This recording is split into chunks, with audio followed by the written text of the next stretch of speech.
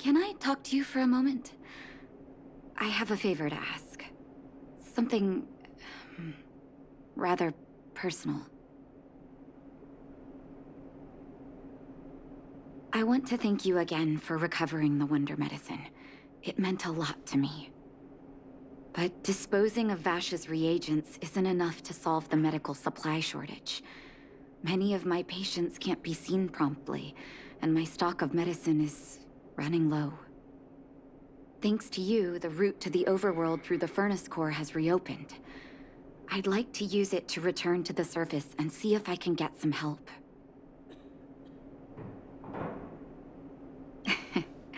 I knew you'd be interested. Remember my adoptive parents I mentioned to you a while ago? After the reopening of the furnace core passage, I had an idea. I wrote a letter and asked Sampo to deliver it to my parents' old address. I didn't have high hopes, but amazingly, Sampo brought me my mother's reply. No, I recognize my family's handwriting. We are all doctors, after all. Mom said they still live at the old house, but they're not working on the front lines anymore. They should still have some connections in the medical school and the hospital, though. If I'm lucky, maybe I can convince them to send extra medical supplies to the underworld. Of course, that's not the only reason for me to go back to the surface. I can't wait to visit my parents again, and I can tell from my mom's letter that they feel the same. If possible, I would like you to go with me. Wonderful. That's such a relief. I've sent another letter to my mom telling her to find us near Fountain Plaza. Don't worry, I know my way around the administrative district.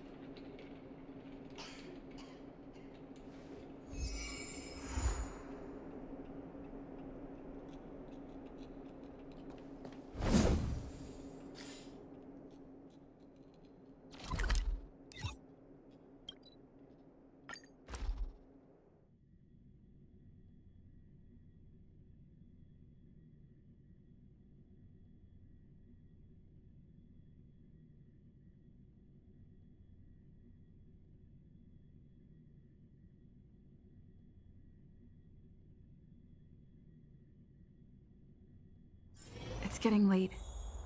Where to now?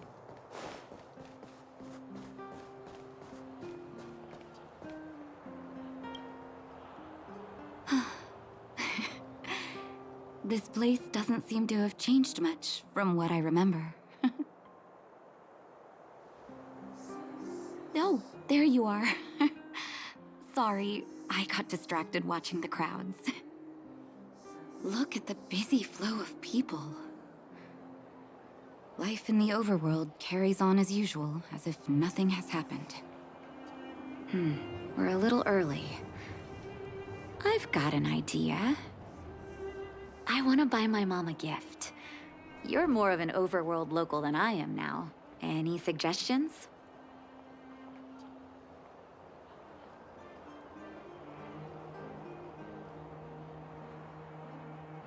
Flowers, huh? That's a great idea. I've been underground for so long, I almost forgot what flowers smell like. Flowers it is, then. Can you lead the way?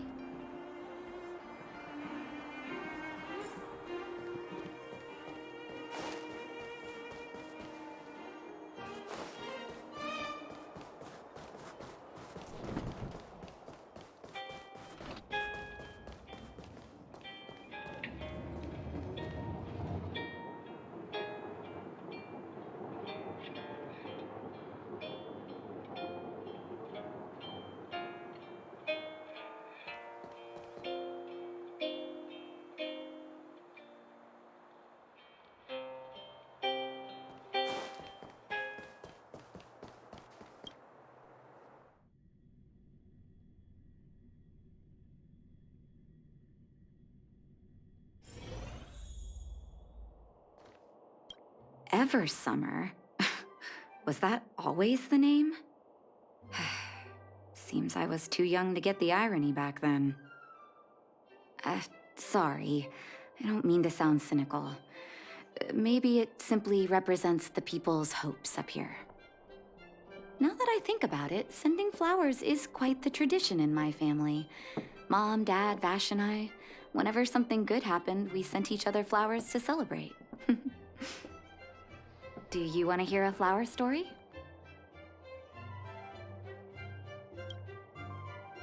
Each year for their anniversary, my dad would send my mom a bouquet of ball peonies wrapped in red paper. I heard that ball peonies represent love that knows no end. It does fit their marriage. My father is a famous surgeon in Belobog. Because of his fame, people in medical circles paid great attention to his surgeries. He always had a lot of stress to deal with. And each time he finished a tricky operation, my mom and I would buy a single stem of sunshine and then pin it on the chest pocket of his apron. Sunshines represent warmth and love of light. For patients on the verge of death, my dad might have been the only light to penetrate the darkness around them. Vash. Out of everyone in my family, I think he probably appreciated flowers the least. Still, I remember the day he received his offer from the medical academy. My parents took me to the florist, and we bought him the most expensive marquee stem in the shop. When we gave him the flower, he failed to hide his smile. You can't imagine how hard it was to get him to smile. As an orphan, I never knew my birthday. My adoptive parents took me to the overworld and made the day I joined the family my birthday. And each year on that day, my parents would give me a bouquet of first snow. And the number of stems represented how many years had passed since I joined the family. I only found out later that first snow represents beautiful memories. My parents gave me a beautiful childhood, and I still haven't had the chance to thank them for that.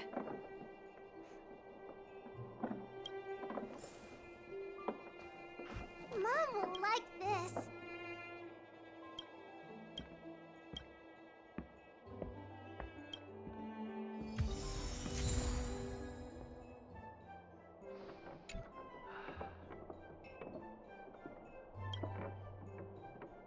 Oh, ball peonies, is it?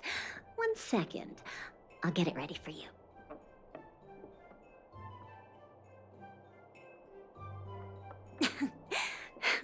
There you go. Sorry for the wait. Hope to see you again soon.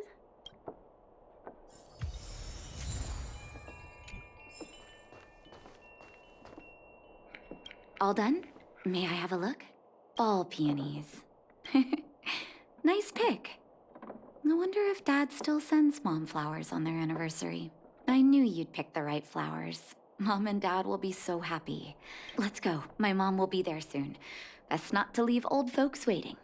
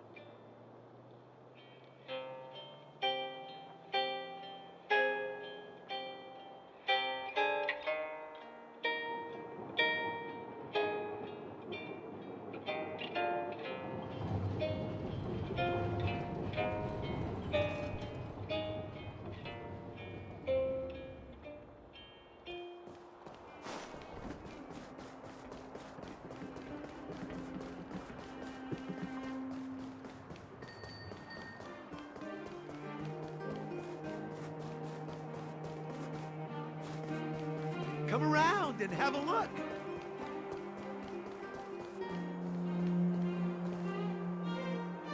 Mom! Nat? Nat, is that you? Oh, come here, my darling.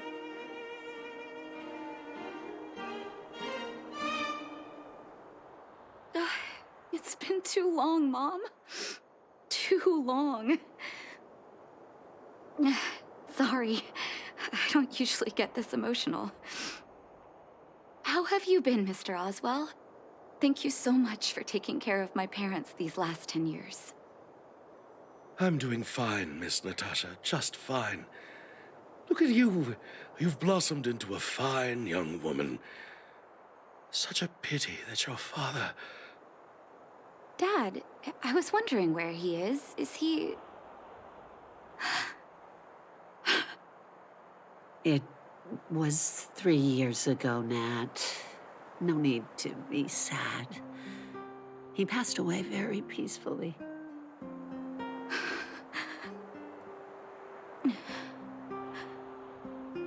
I'm so sorry, Mom. I'm so sorry. For 10 years, I left you both in the overworld. Mr. Oswell, I'm sorry you had to bear all this weight. Don't be, my dear. It is my honor to look after your parents. It's not your fault that they sealed off the passage between the surface and the underground. Don't be so harsh on yourself, daughter.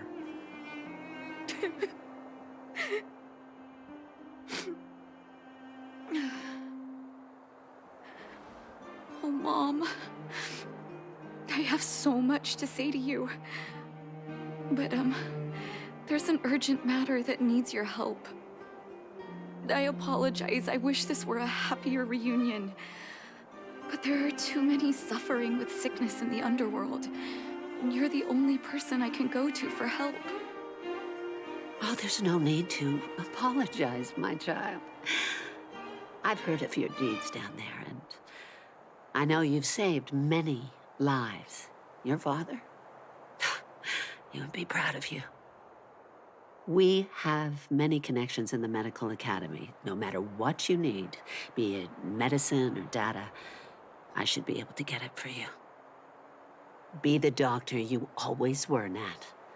We have all the time in the world to catch up later.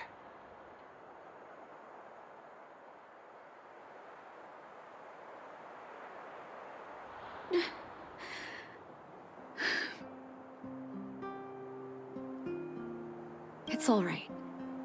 I was prepared. Although it still hurts to hear it from Mom. With her help, we'll be able to ease the underworld's medical supply shortage. That's good news for patients who'd lost hope. I really wish I could spend the whole day talking to her about the old days. But sadly, now is not the time. Let's head back to the underworld. We need to spread the good news. Miss Natasha, one moment, please.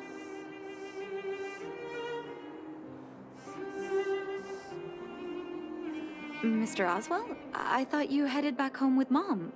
How come... I apologize, Miss Natasha. As a matter of fact, there's something I have to tell you in person. Something that Mom isn't supposed to know? You haven't changed a bit. Smart and sensitive. The fact of the matter is, in the first 2 years after the passage was closed off, I received many letters from Master Vash. What? Letters from Vash? Are you certain, Mr. Oswell? Of course, miss. I recognized his handwriting. You'll see what I mean when you read the letters yourself. Actually, those letters were intended for your eyes only. The delivery address was the underworld, but because of the sealing off of the passageway, the letters were sent back to your old house. To me. I don't understand. Did you not show them to my parents? I'm sorry, miss. I opened one of them out of curiosity. Master Vash stressed in the letter that your parents must not know what happened to him. That's why I put the letters in a secure place, waiting to hand them to you when we could meet again. I'm not sure if I did the right thing, Miss Natasha. I just didn't want your parents to feel that their son was so close and yet so far away. Do you have the letters on you, Mr. Oswell? Let me take a look. Of course, here. You can tell it's the young master's handwriting.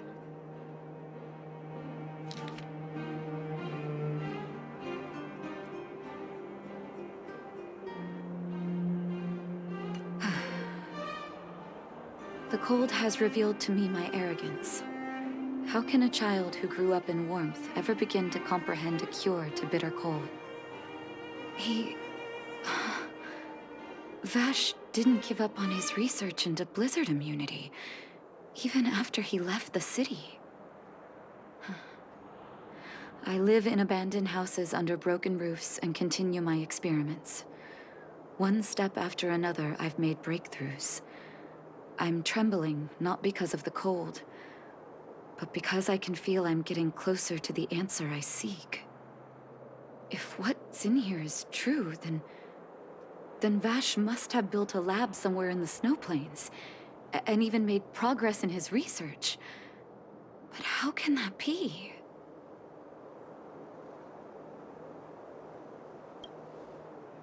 There'd be no point in him lying to me in the letters. Still, it's possible he may have gone completely insane before he started writing them. I need to leave the city to recover my brother's research data. Are you willing to come with me?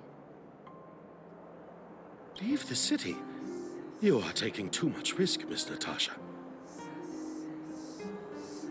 I know, Mr. Oswell, but I have a hero with me. She saved the underworld. I'm sure she'll protect me, right? Vash, it's been so many years. Are you still alone in the blizzard? Oh, ignore me. I'm just talking to myself. Let's go. It's time to face my past head-on.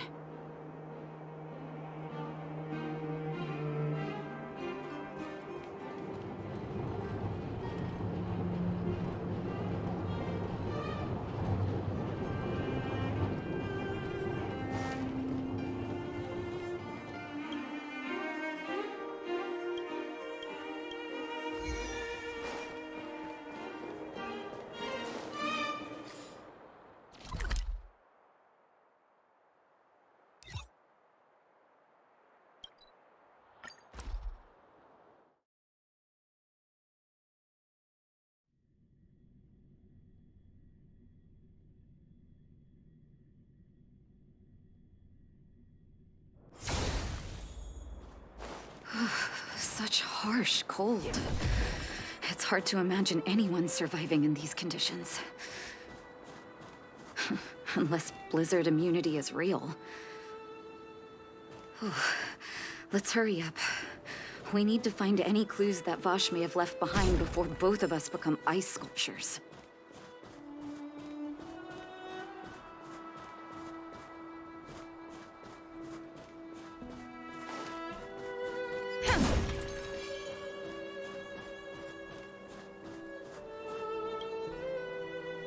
Here, this looks like lab equipment.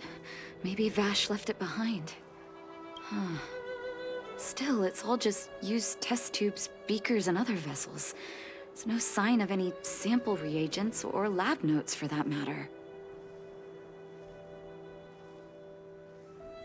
Oh, I know my brother. He's meticulous when it comes to medical experiments. There's no way he wouldn't document his results. I want to go deeper into the snow plains. Can you press on any further?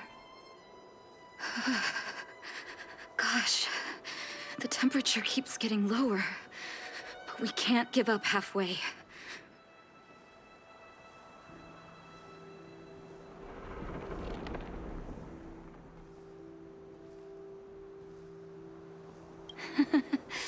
No need. Don't you underestimate the leader of Wildfire. Oh. Let's press on then. This may not sound like me, but I hope that deity the architects worship can grant us some luck.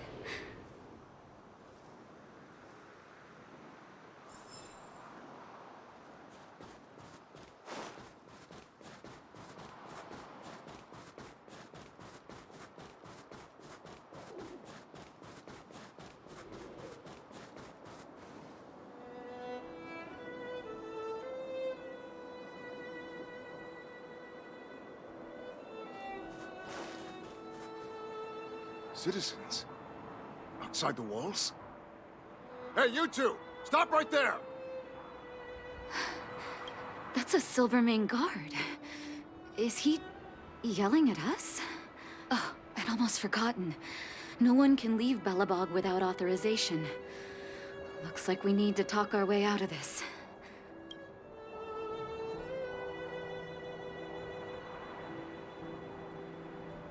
I can't say you sound suspicious, but I can't just take your word for it either. Captain, look at her necklace.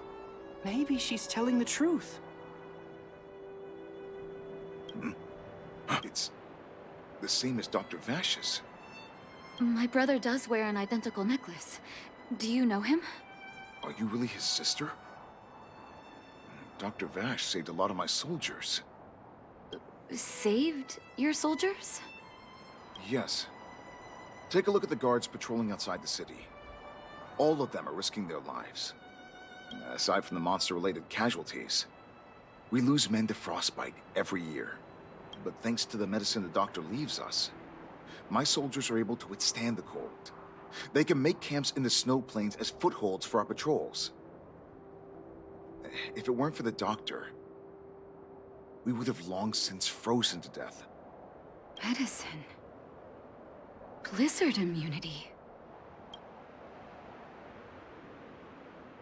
We don't know. Dr. Vash is elusive. My squad only met him once, and he didn't seem like the talkative type. He leaves the medicine at specific locations, and our patrols go there to collect it. The medicine is extremely potent. A small vial could keep someone warm for a week. Speaking of the doctor, it's been a long time since we last saw him. At least 2 or 3 years. I hope he's alive and well. So he really did have a breakthrough in the snow plains. Oh, did the medicine have any side effects for you? Side effects? Not that I know of. If there were a problem, it'd be that we couldn't go back to the city until the effect had worn off. Because the city would be too hot for us. We'd break a sweat just sitting idle. Thanks for the information. We're planning to head deeper into the snow plains to find my brother. Seems like you've made up your mind. I'd really like to send some of my men with you, but we can't leave our posts. Here, take this medicine. If what you two told me is true, I'm sure you're more than capable of handling yourselves out there. Thank you, Captain. We'll take it with us.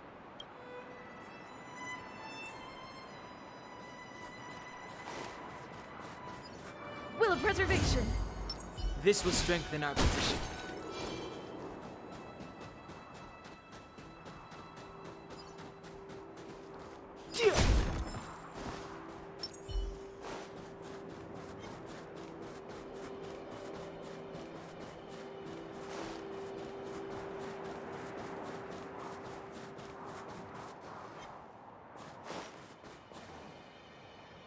Hold on. That's a big guy over there. Did you see that? There's something on the monster's back. Oh, the blizzard immunity. Shall we drink it? It's your call.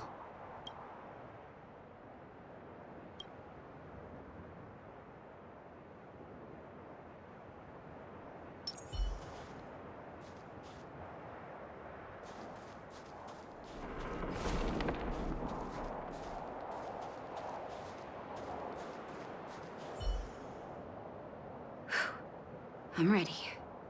Doctor's got your back.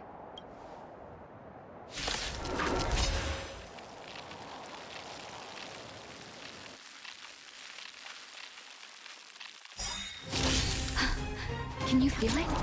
It seems like Vash's medicine is working. It's Dr. vision! So warm.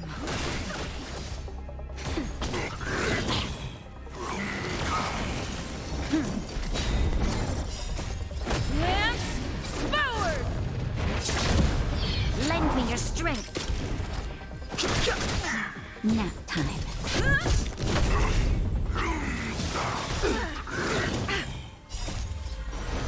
To guard and defend. Crush them.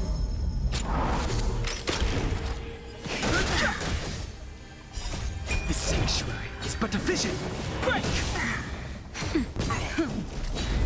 Lend me your strength.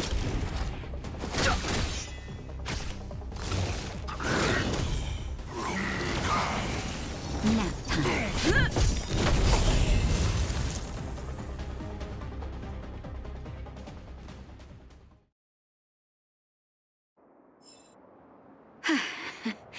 It's done. That was my first time seeing you in battle. You've got some moves, don't you? No wonder you were able to save the underworld. Let's have a look over there. My gut tells me we should find something connected to Vash.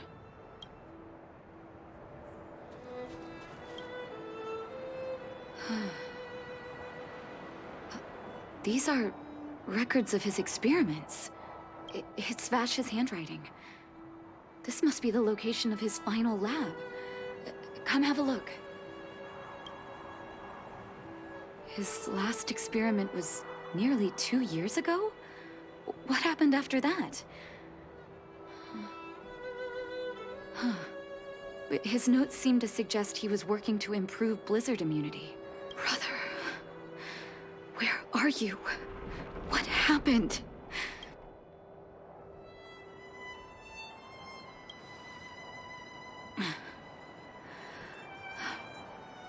Sorry. I needed to take a moment.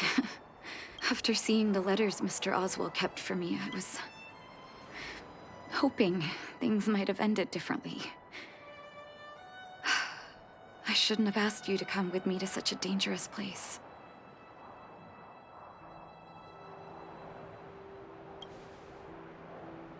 He was my family, and someone I used to look up to. I can't forgive him for what he's done. Nor can I say I don't miss him.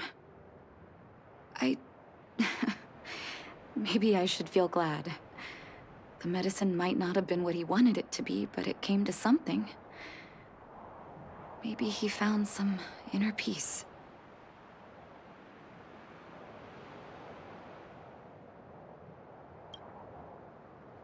You're right. There can be no forgiveness for the crimes he committed. He didn't deserve the title of doctor. But maybe this blizzard immunity can now bring benefit to others, even if it was made by a monster. Human beings really are conflicted life forms.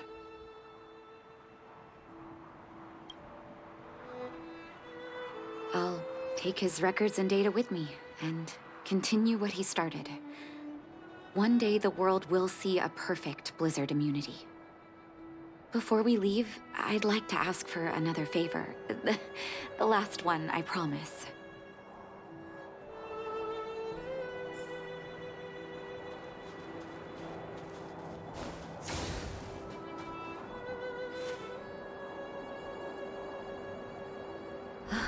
That should do. Hope it can withstand the snow. You're right. Let me think. Here lies Vash. My brother. That'll do. Thank you for helping me. I feel like a great weight has been lifted. So long, brother. Hope you don't forget Dad's teaching. A doctor does not get to choose his or her patient, my children. Remember, never say no to those who come to you for help. Never.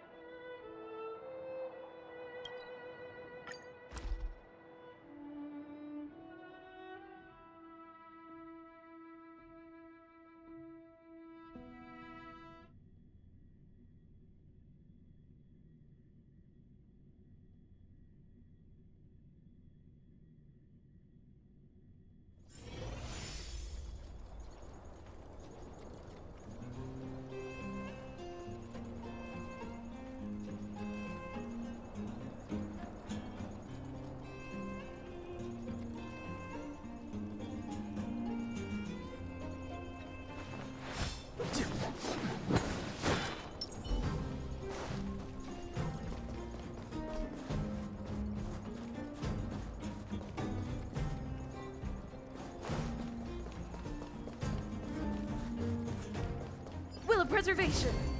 This will strengthen our position.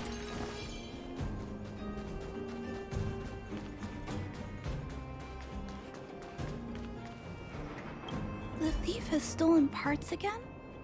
How am I going to track down this crook?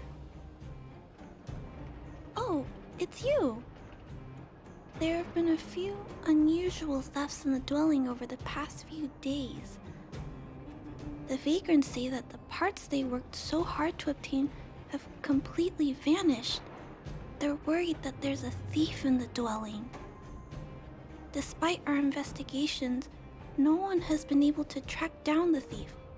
What's even stranger is that the thief appears to be only interested in stealing parts and doesn't care about other valuable items.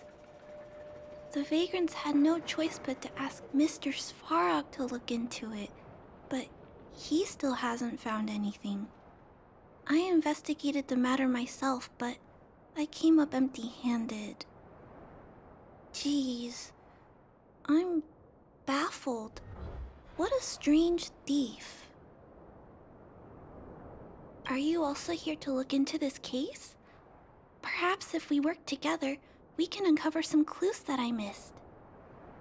It's just, I haven't found enough clues yet. The thief is really tricky. They haven't left any traces in the dwelling. Oh, I heard the vagrants on patrol last night ran across the thief again, but I haven't had time to look into it. Should we go ask them? That sounds kind of weird. But actually, I think it's cool too. Now, let's get started.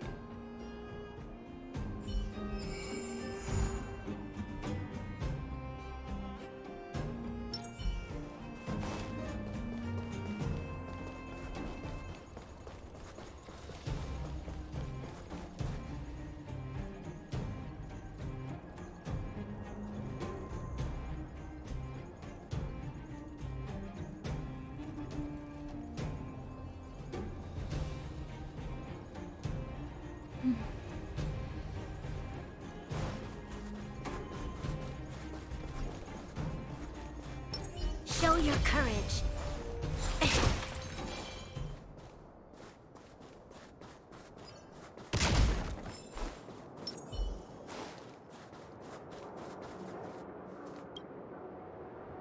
Sir, how are you? I heard you saw the thief who stole the parts last night. Can you tell us what happened? Ah! Who's there? Oh, Clara, it's you. I thought it was... You scared the living daylights out of me. I did see the thief last night, but who is this person next to you?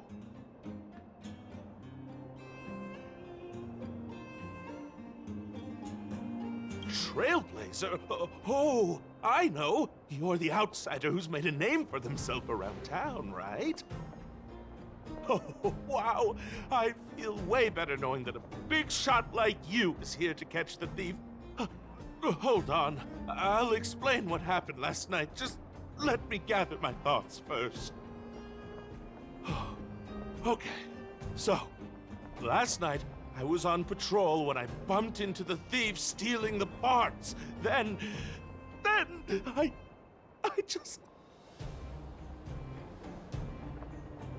Goodness, I was so scared.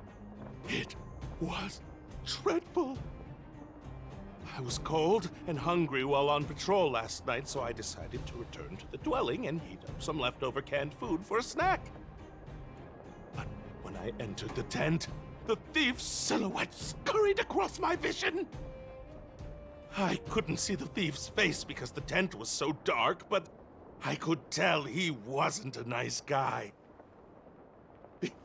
Because when he turned to flee, he swung a knife right across my face. In that moment, I really thought I was going to die. I could feel the blades chill on my cheeks and smell its rusty scent. The weapon that fella had was definitely a metal one. That's the only thing I'm certain of. Also, I saw the outline of him in the dark. The fella's head was absolutely square! Yes, you heard me, square! Can you believe that? Someone with a square head? It was truly terrifying!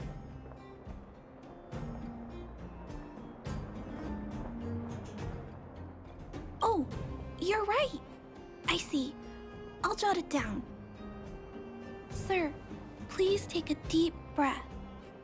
So, the thief was armed with a metal weapon and had a, square head, correct?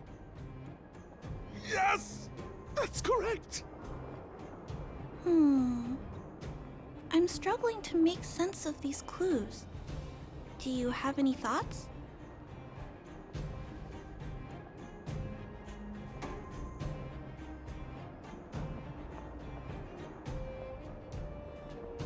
I'm sorry.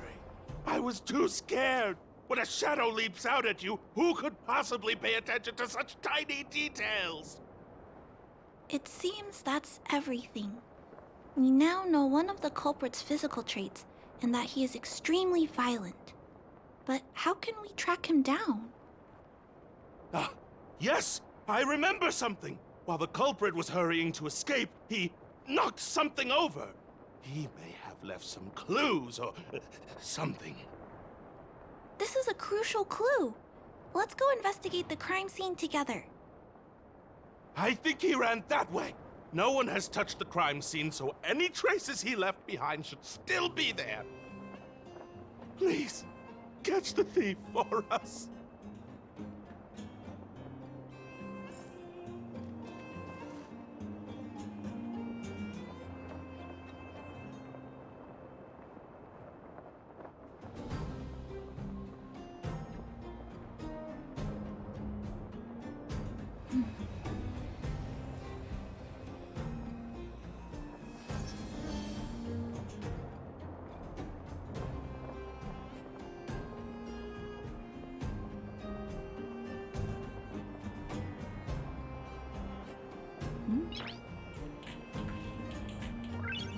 Noise.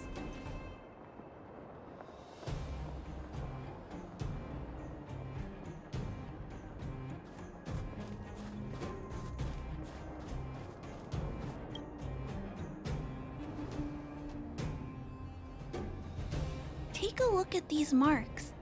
These are very suspicious. Could they have been left by the culprit? They point in that direction. Let's go take a look.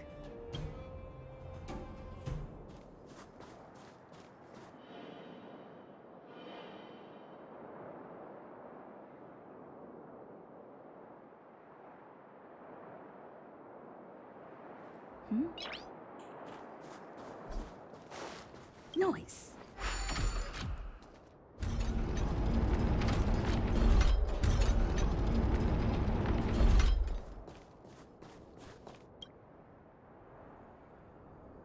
And look at these. How unusual. They don't appear to have been left by a human.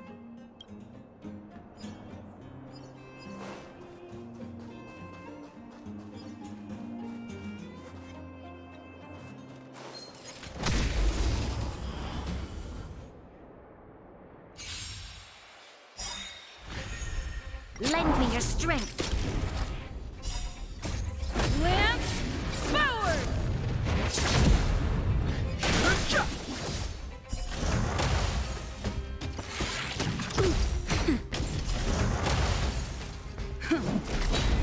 Lend me your strength.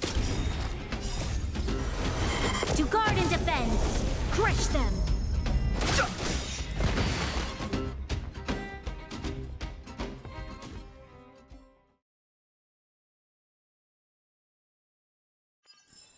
Reach the end of This the will story strengthen in our your own way. Show your courage. The tracks stop here. I guess we'll have to look around for other clues. This is where the mechanical waste is disposed of, though. Could it be...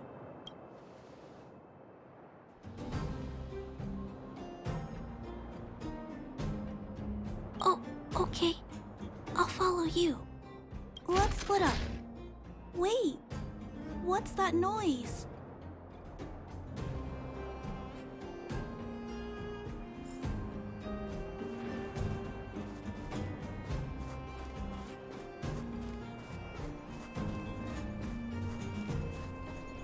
It's a tiny robot? Is it searching for something? But I don't remember Mr. Svarog issuing an order like this recently. It looks like it's carrying the Vagrant's missing parts.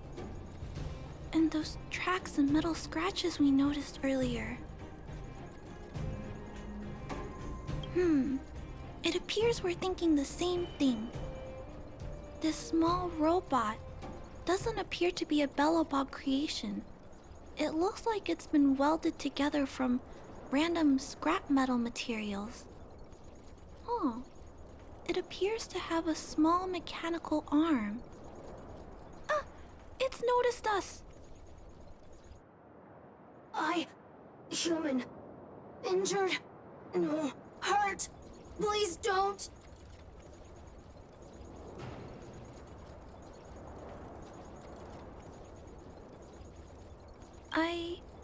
I don't understand what it's saying, but it doesn't appear to be trying to flee or attack us.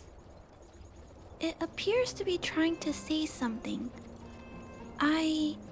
Human, please, don't hurt. Is it trying to say, please don't hurt me, humans? Human. Parts. Rivet. Need. Repair. Need. Down. Parts. Need. Hurt. Don't. It appears to have a malfunction, but I think I can understand it.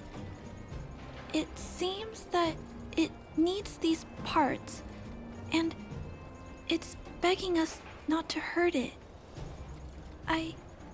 I've never seen a robot with this kind of malfunction before. What happened to it?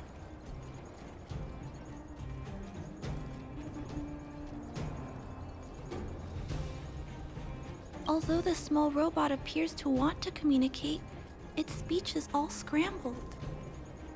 Perhaps there's an issue with its language module. This little guy probably can't understand what we're saying either. Run. Escape. Open. Fire. Workshop. Chase. Don't. It's running away. No, we can't let it escape.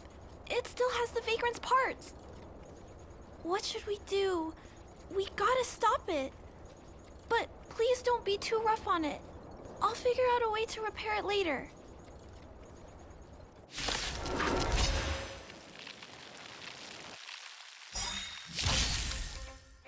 Hurt. Pain. No. Hurt. Don't. Pain. Suffer. Sorry. Parts. Sorry. You'll pay for this. No inch.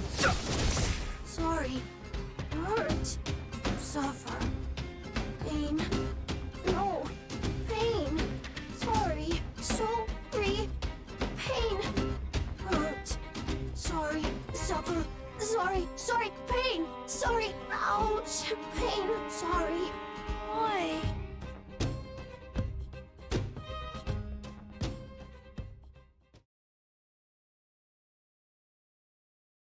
Sorry. Pain. Suffer. Sorry. It seems to have stopped working.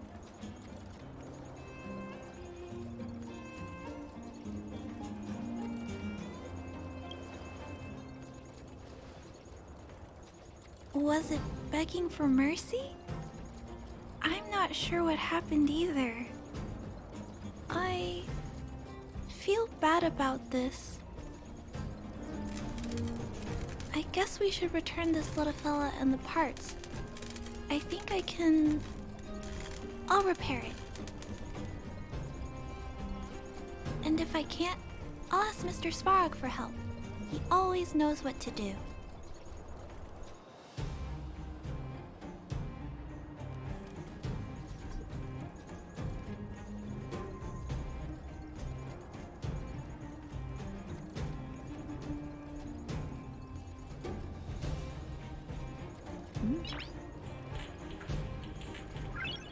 Nice.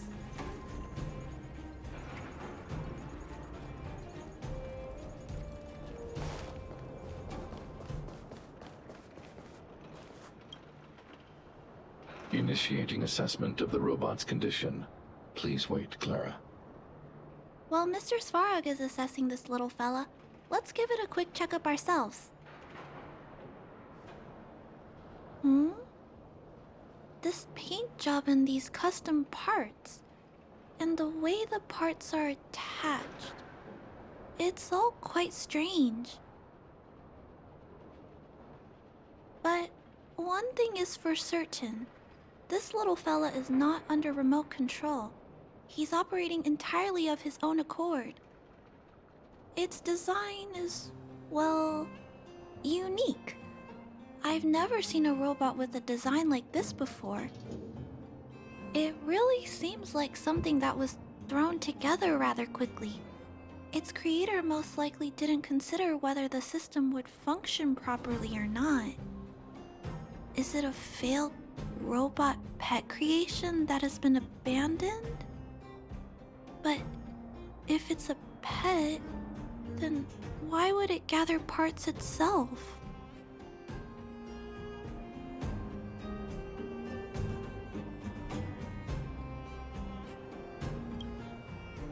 I've heard that some vagrants in the dwelling keep the little robots they find as pets. Some vagrants also make modifications to their pets, which they call pet upgrades. Pets like that are pretty rare, but some of the folks who have them have formed a small community to share ideas. Some are interested in nurturing robots. Others force them into battle. If my memory serves me right, the parts this little fella stole were originally designed for that kind of pet upgrade.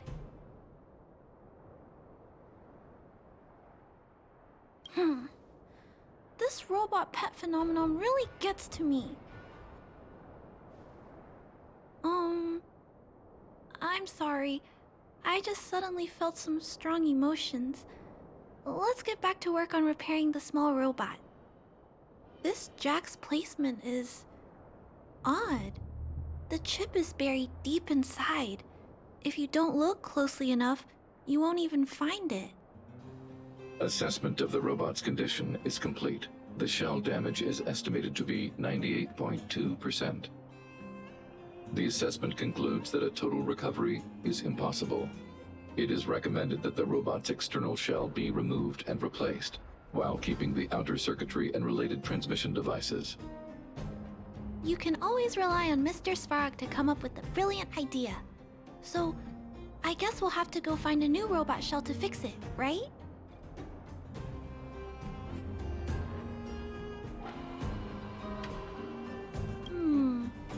I'm not sure if anyone sells this kind of thing. However, there must be some robot shells lying around the machine graveyard. Everyone calls it a graveyard, but there are actually lots of useful parts buried there. I'm gonna return the parts to the vagrants first. Then I'll check on the little fella.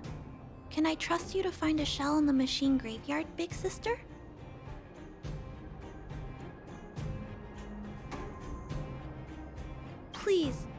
Please don't say things like that. You'll upset me. Then, I'll entrust this task to you, big sister. Look for Toby at the front entrance. His appearance is crude, but he's the robot most familiar with the machine graveyard. Just follow Toby.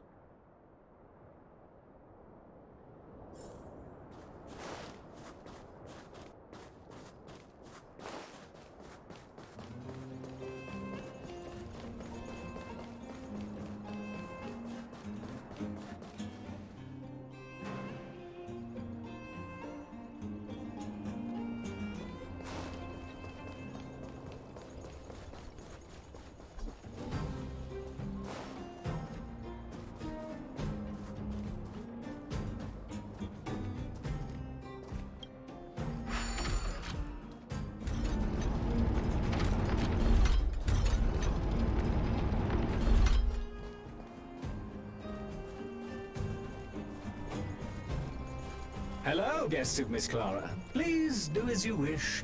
It's my honor to serve you.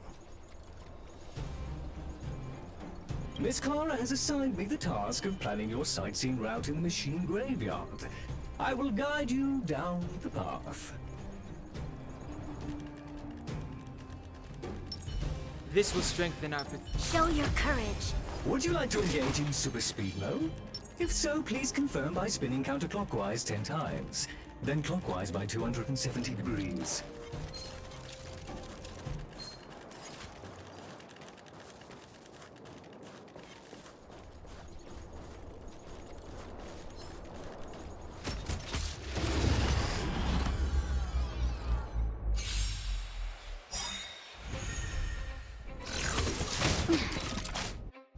The sanctuary is but a vision! Break!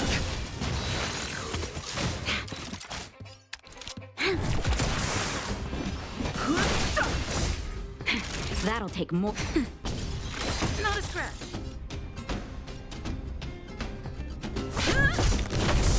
You'll pay for this.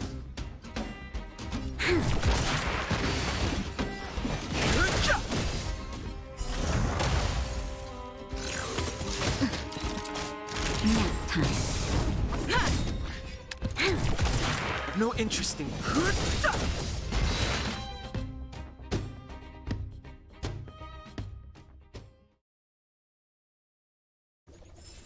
Reach the end of the story in your own way. We have arrived at our first destination. This model is known as the Dire Wolf, and was scrapped after it sustained piercing damage during a battle with another robot pet, which caused the chainsaw's fuel tank to burst. Robot pet battles sound a little frightening. The inside of the armor is a total mess due to being melted by the heat. Unfortunately, it appears to be useless. We are on our way to the second destination. Please take a seat, buckle up, and hold tight.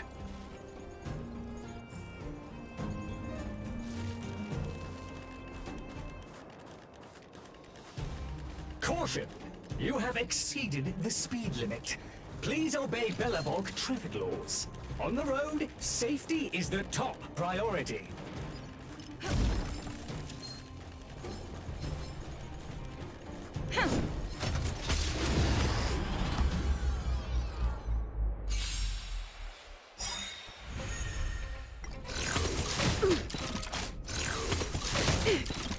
Lance ablaze! Lance forward! The truth of life and death, revealed in an instant. The sanctuary is but a vision! Break! This battle is unavoidable.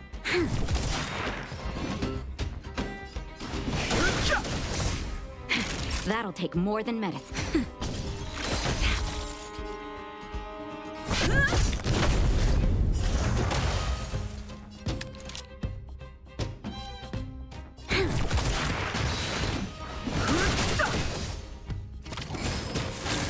Nap time. I'm on guard.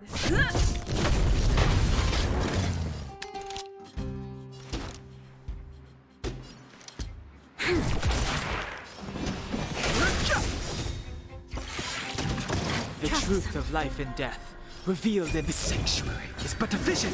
Break! That'll take more than medicine. Lance at the ready. Lance ablaze! Lance forward!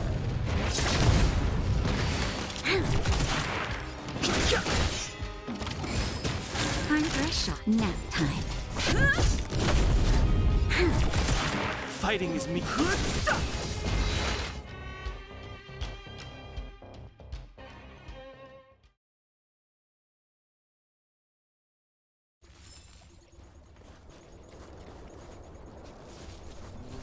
We have arrived at our second destination. This module is called the Beetle, which is the same as mine. This machine was scrapped because it accelerated erratically for 7.1 kilometers after it incorrectly interpreted a command, causing the engine to catch fire and the core module to melt down. That is such an odd reason to be scrapped. However, the shell appears to be in good condition, so I'll bring it with me. Your trip has concluded. Please keep an eye out for vehicles approaching from the back or sides, as well as enemies and automatons. Your trip has concluded. I appreciate you putting your trust in Toby. A 5-star review for this trip has been automatically generated for you. You're welcome.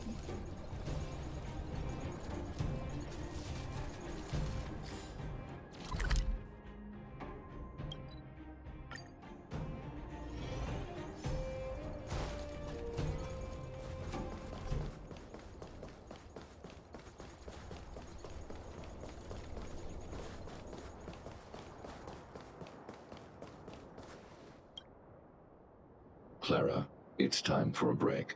You shouldn't repair machines when you have negative emotions. It's bad for your physical and mental health.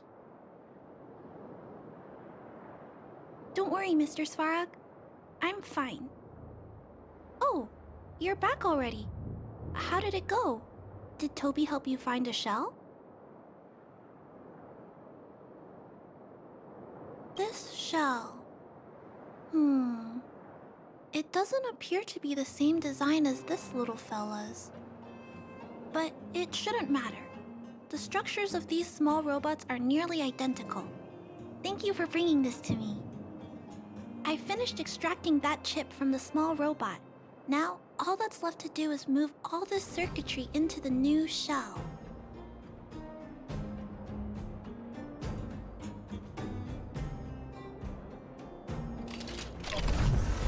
Although its appearance has changed a lot, I think we did a good job. But what I just did...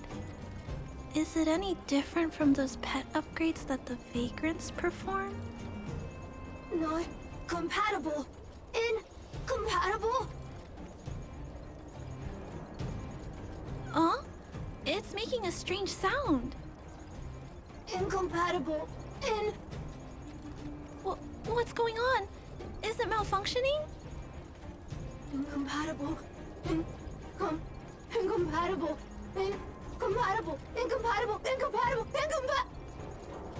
Risk level high. Clara, get away now. Big sister, watch out! It's out of control!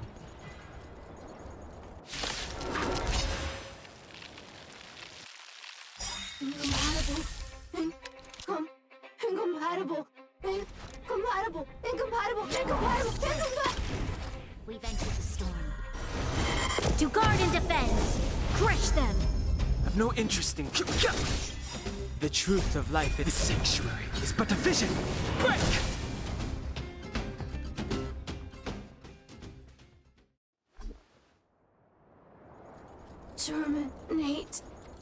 Terminate.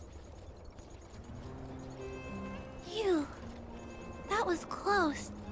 Fortunately, Mr. Svarog and Big Sister acted fast. Why did the little fella... Was there a compatibility issue? Troubleshooting. Assessment. The system on the chip and the new hardware are incompatible, causing the robot to behave erratically. The current issue has been resolved. Risk level low. Alert lifted. It appears to have adjusted to its new shell after the battle. That's great! But I'd like to keep a closer eye on it for a while. Compatibility tests should take a few days. Hopefully, it'll be all back to normal by then. I'm also curious about where this little fella came from. Could you please come back later, Big Sister? I need to look into something. I may require your assistance.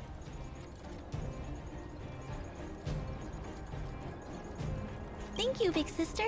I'll text you when this little fella is fixed. Mr. Svarog, I'd like to give this little fella a name. Any ideas for a good name? Accessing name database. Search results. Abby, Abigail, Ada, Addison. I should come back to Clara later.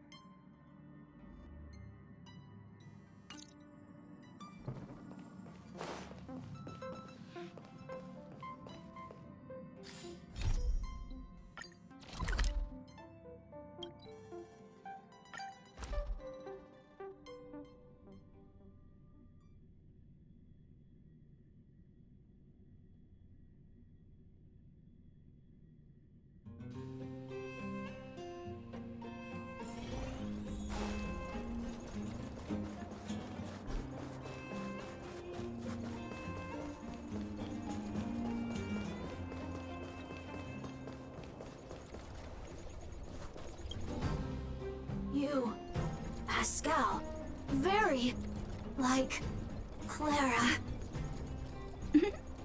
Good boy, Pascal.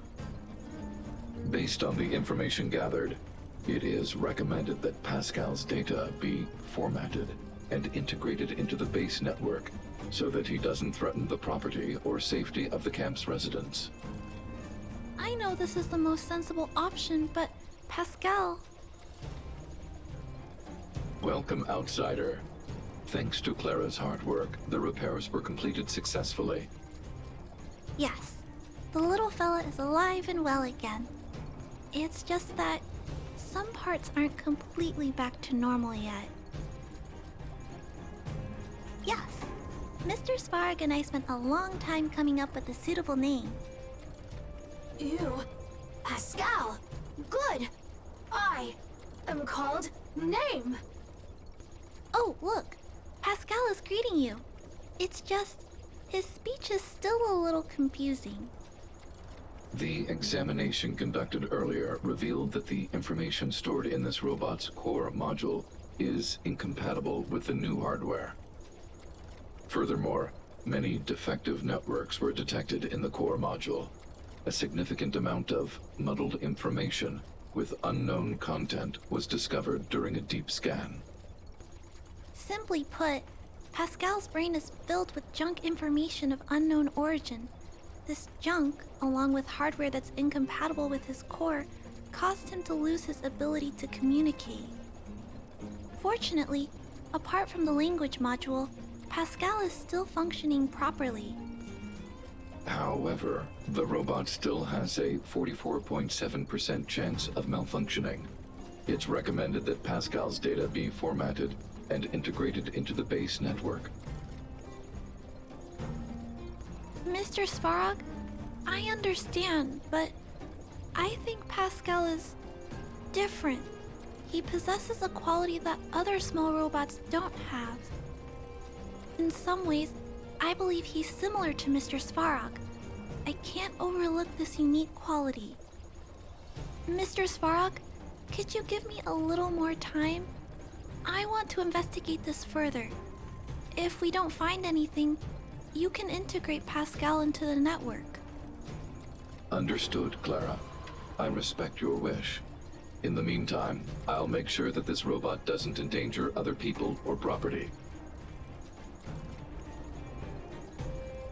I'd like to recap what I discussed with Mr. Svarog earlier. Let's begin by doing exactly what we did before. Find a new shell, put Pascal's core in it, and see if the hardware is compatible.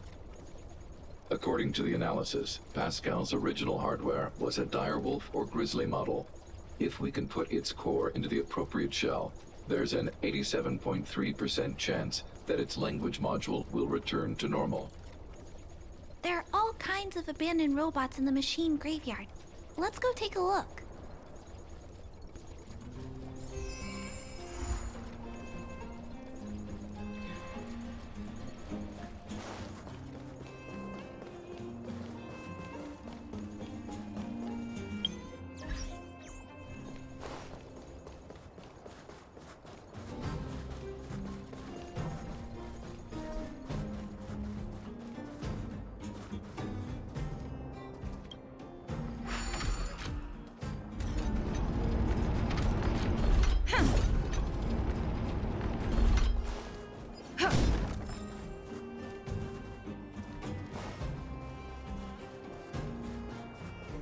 It's the same old place. Everywhere you look, there are robots that have lost the ability to function. Hey, big sister, take a look over there.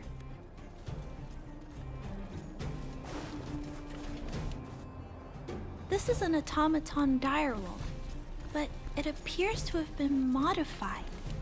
It's most likely another abandoned robot pet. Although it doesn't seem to be functioning, you should still be cautious when approaching it.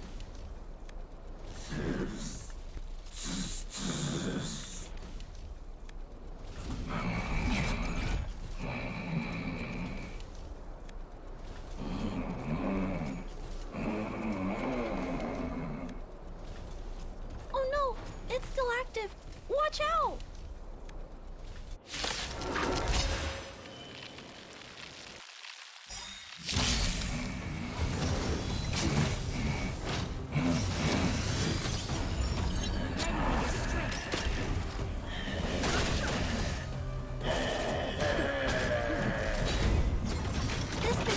Completely out of control.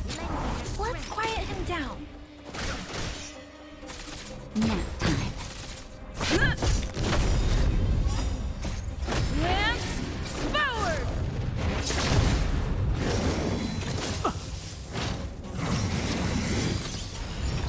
Lend me your strength. The sanctuary is but a vision. Break!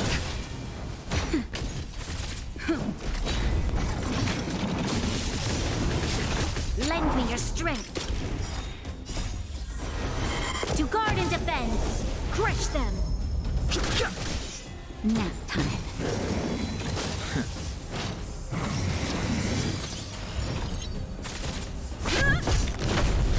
Lend me your strength.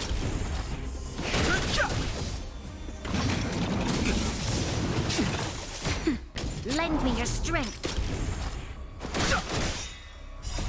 The sanctuary is but a vision. Break! Lance forward!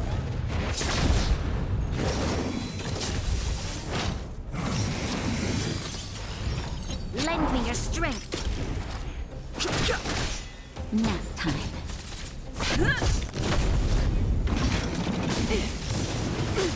Lend me your strength. To guard and defend. Crush them.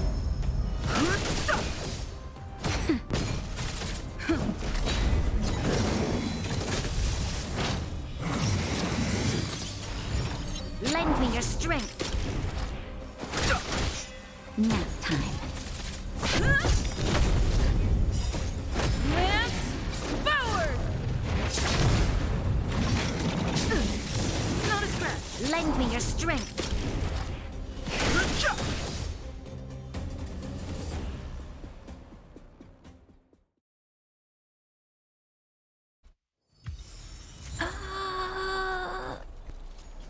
Here it is.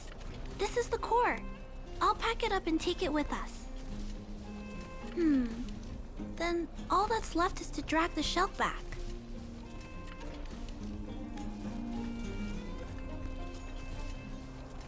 It's okay. I'm strong too. I'll tuck the core in a little tighter so it doesn't fall out. Judging from how active the robot was, its core isn't just scrap metal. It should be repairable. I can't let any robot go to waste if it can be repaired. So, I'm going to try to fix them all. Thank you for understanding me. You know, I have a large safe full of core modules that I've gathered around the underworld. Every day, I try to figure out how to repair some of them and return the robots to normal.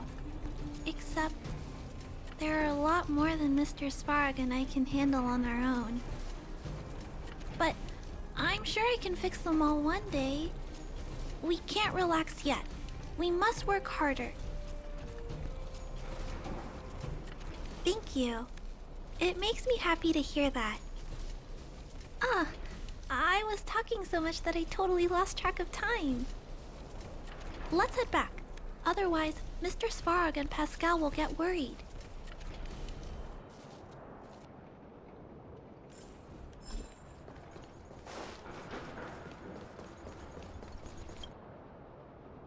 Mr. Svarg, we're back. Welcome back. Return. Clara. Rivet. Failure. Welcome back, Clara. I've completed my further analysis of this robot. Conclusion. It is impossible to determine the time of manufacture, purpose, and ownership of this robot. During my analysis, I extracted the robot's serial number and searched for it in the Underworld's automaton database. According to my search, there are 32 automatons with the same serial number as this one. Even after eliminating the scrapped ones, 3 automatons still match the keyword description. Failure. 3. Back. Rivet 1. Failure.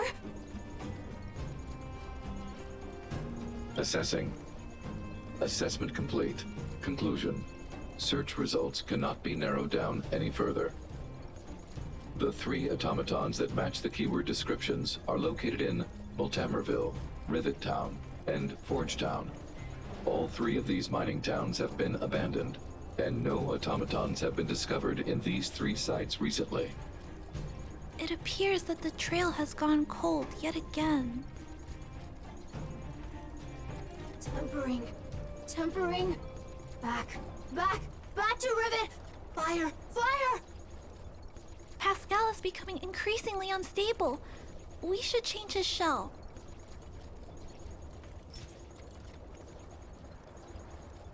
Pascal, I'm going to change your shell. Don't worry, it won't hurt.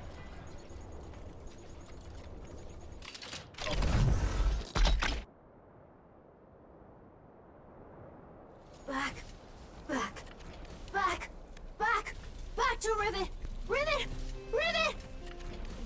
Return. Waiting. Continue. Repair. Waiting. Failure. Waiting. Still not functioning properly?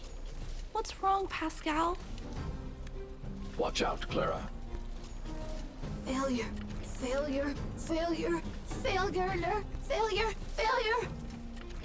Pascal? No! He's running away! Clara. Pascal! Did he run off towards Rivet Town? Let's follow him! No, Clara. Just leave it to me. I'll order the robots to pursue this one. No, Mr. Svarog! Please, don't. Please leave Pascal to me. It was my decision to keep him in the first place, so I must take full responsibility. I'm certain Pascal won't do anything to harm anyone. But if something goes wrong... Please let me handle this myself. Please, Mr. Svarog.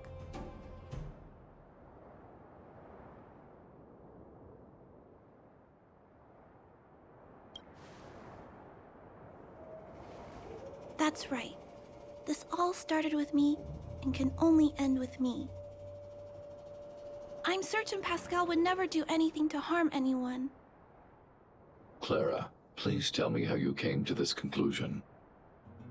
Pascal possesses a quality that other small robots lack. It's kind of similar to the emotions we humans have. I've only ever seen this quality in Mr. Svarog. I feel a warmth from these emotions. I feel drawn to this quality and try to respond back in my own way. But I'm also aware that not all emotions in this world are positive. If there are too many negative emotions that go unchecked, then someone needs to step in and stop them. The only things that can stop such negative emotions are rationality and responsibility. This is a valuable lesson I've learned from Mr. Svarog. Mr. Svarog, I want to help Pascal overcome those negative emotions. I want to take on this responsibility. That way, I won't have to hide behind Mr. Svarog anymore. I understand, Clara. I support your decision. I won't intervene unless the situation risks spinning out of control. Thank you, Mr. Svarog. So, let's go.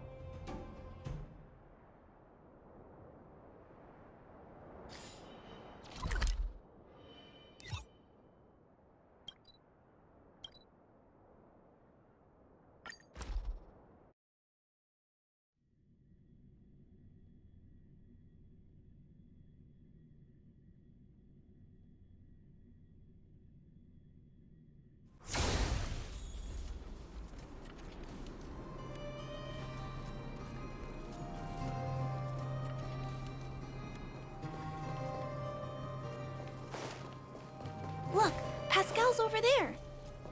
Who's standing next to it? Huh? Isn't that a grizzly robot? Let's go take a look. Pascal, who did this to you? Pain. Hurt. Pain. Hurt. Pain. Hurt. Hurt. Pain. Clara, get away. This is a fragmentum creature. It's extremely dangerous. A fragmentum creature? What are you talking about?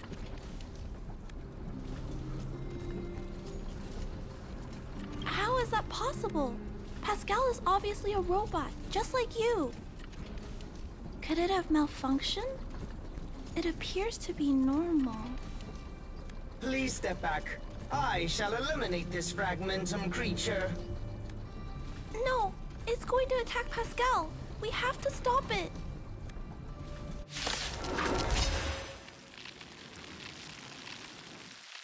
Hostility detected. Commence elimination protocols. Oh no! It seems to think we're its enemies as well. Time to change tactics. Lend me your strength. I'm on guard.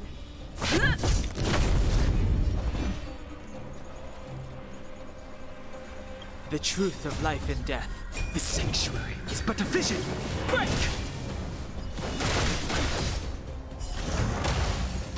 Nap time.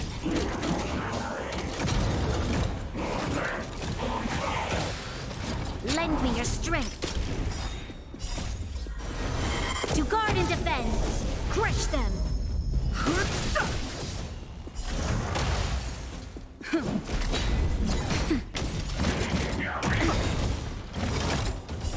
Just a little something. Think nothing of it. The sanctuary is but a vision. Break! Lend me your strength.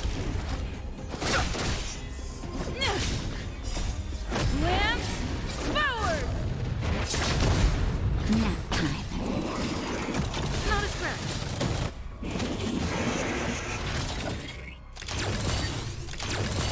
Lend me your strength.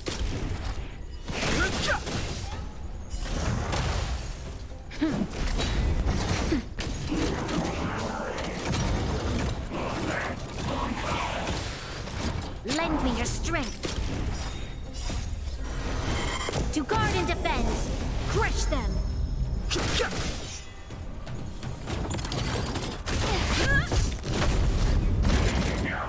Troublesome.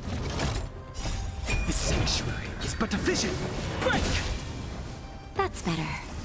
Lend me your strength.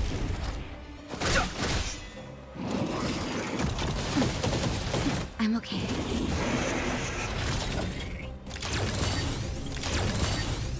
Just a little something. Think nothing of it. Lend me your strength. Lance, forward! Nap time. Lend me your strength. To guard and defend. Crush them.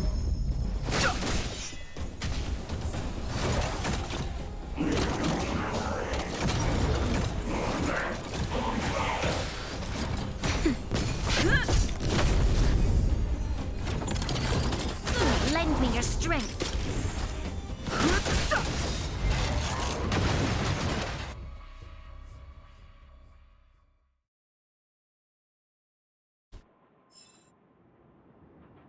Phew! Luckily, the patrol robot and Pascal's cores are still intact. The big fella's shell is only slightly dented. Thank you for your help. The only thing that puzzles me is why the big fella mistook Pascal for a fragmentum creature. I can't figure it out.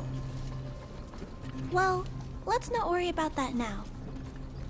Anyway, I'll take this core back and examine it. Now, let's insert Pascal's core into the big fella's shell.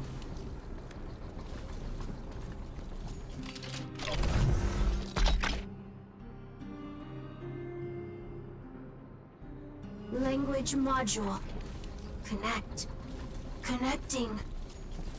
Connection. Complete. Testing. Verifying.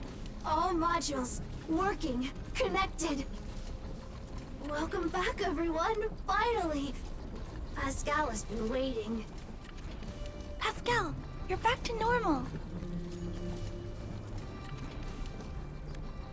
Oh, I almost forgot.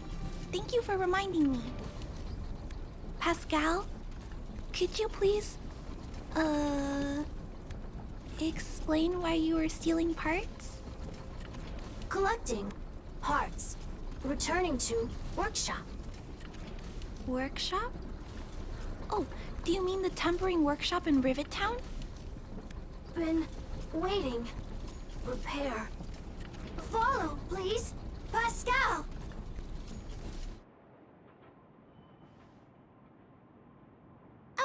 Pascal ran off. He went in that direction. I think he wants us to follow him.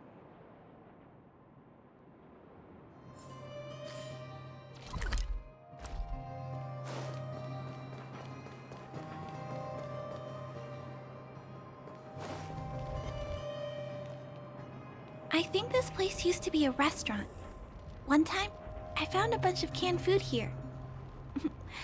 The vagrants in the camp were so happy. However, I've always wondered, the light here, why is it still on? This place has clearly been abandoned for a long time. Also, there's dust all over the place, but none of the equipment appears to be deteriorating. Anyway, someone must be looking after this place. But who? And why?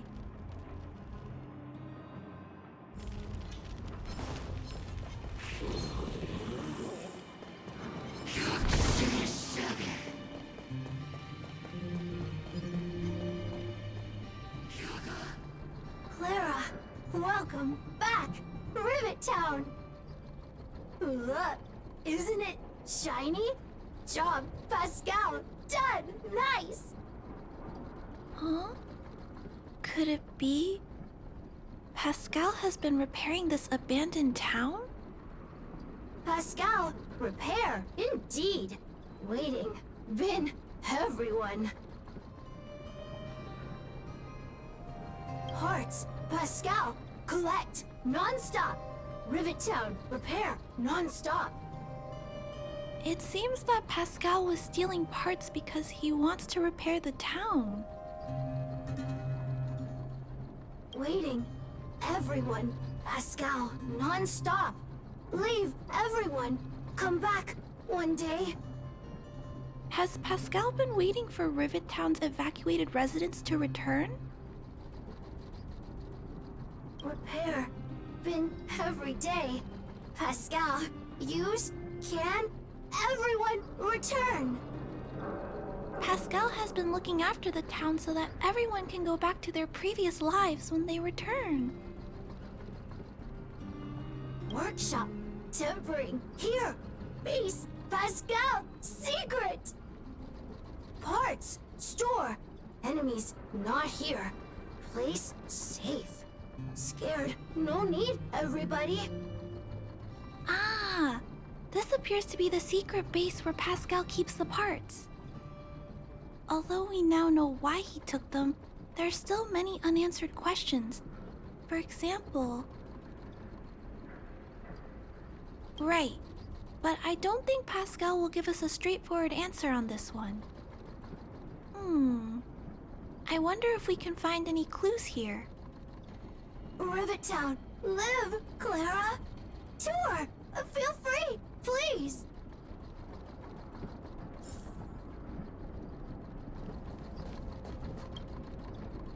These pages, is there someone here in Rivet Town doing this? Or could Pascal have collected the pages and put them together?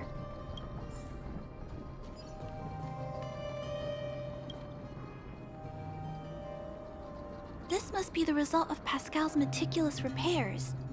But the little fella doesn't really need the monitor, does he? Hey, those look like handprints on the side of the cabinet. Human handprints. Could this monitor have been recently used by someone?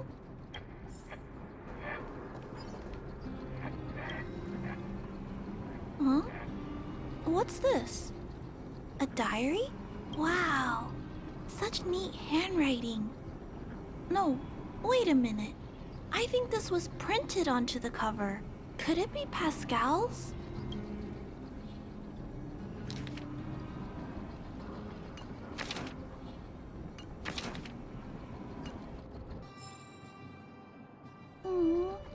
Pascal. So that's what happened. Let me think.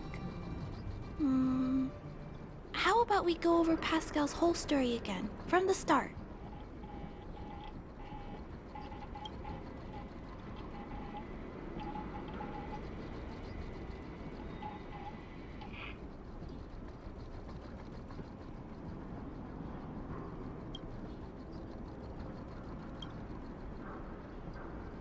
That is correct. So, Pascal used to be a robot guardian of Rivet Town. Pascal's backup power was activated for some reason shortly after the residents were evacuated. It woke up to discover that the whole place had been abandoned, so it decided to collect parts, repair the town, and wait for everyone to return. However, for some reason, Pascal keeps getting attacked by his fellow robots because the automatons think he's a fragmentum creature.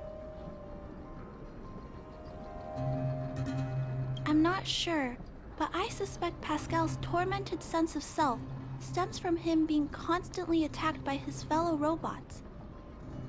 The module used to detect emotions was frequently damaged, eventually turning him into a small robot that did nothing but collect parts.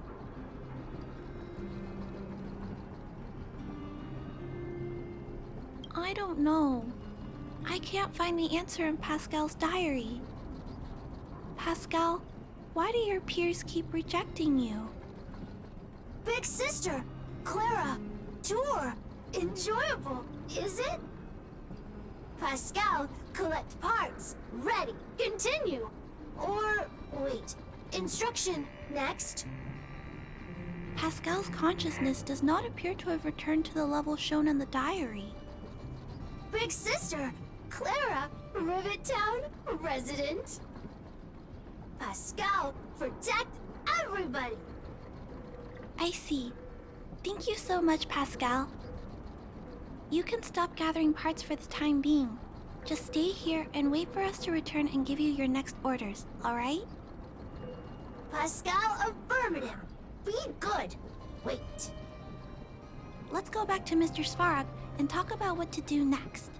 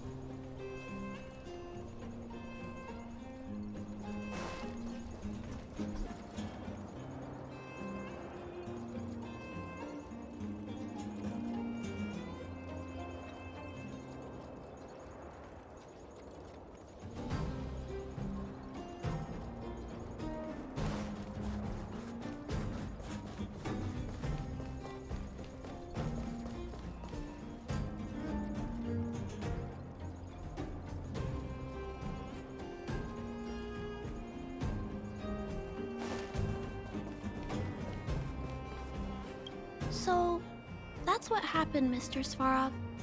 But there's one thing I don't understand.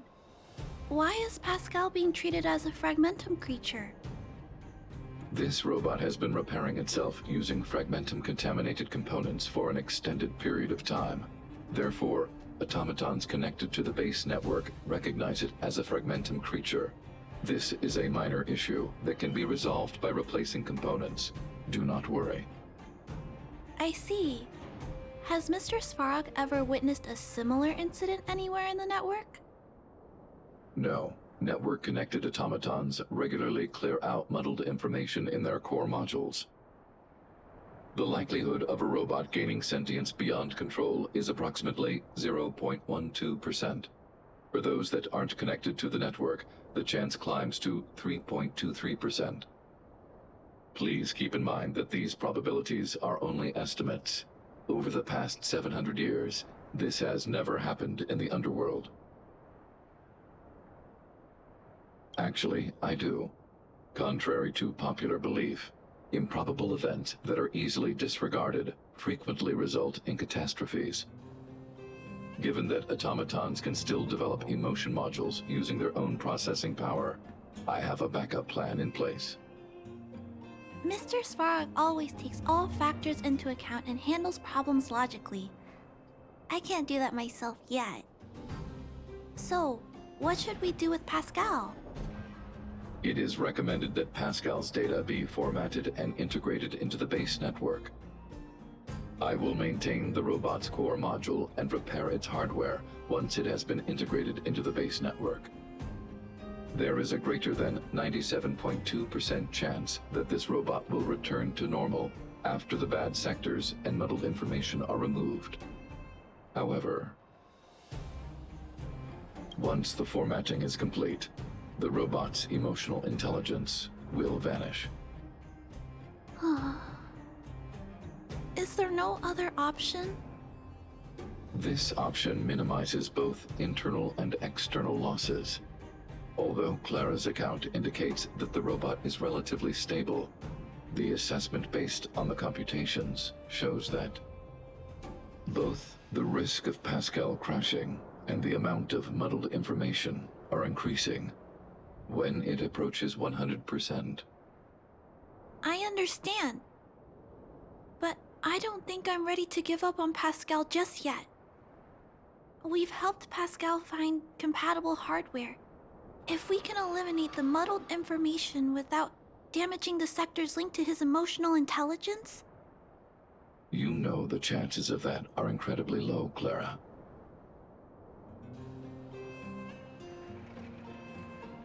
There's only one way to completely remove muddled information: overwriting.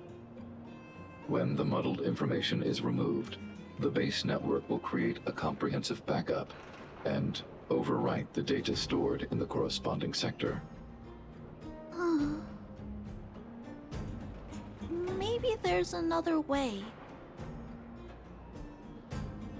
We can install a lock in Pascal's core. Clear the redundant data and locate the core sectors that are still intact. Then, we can install a new suite of operational programs. This suite of programs can regulate Pascal's behavior and prevent him from hurting people.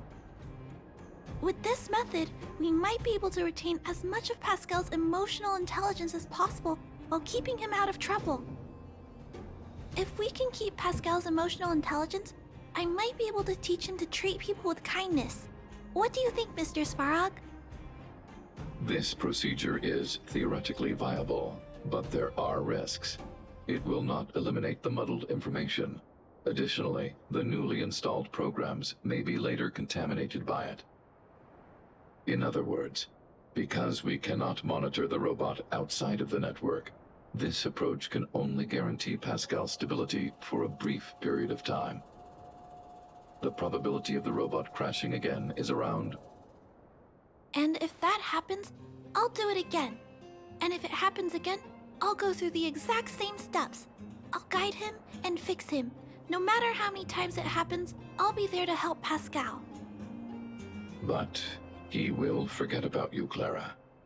He will repeatedly forget you, as well as all the emotions and memories he has previously accumulated.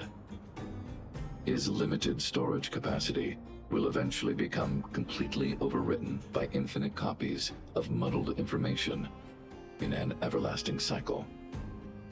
Clara, the challenge will be tougher than you can possibly imagine. Are you sure this is the path you want to take? There, Clara. There's no need to rush to a conclusion. The variable in Belobog's fate is still here. Perhaps she can suggest the best solution. Okay. I trust your judgment. We trust your decision.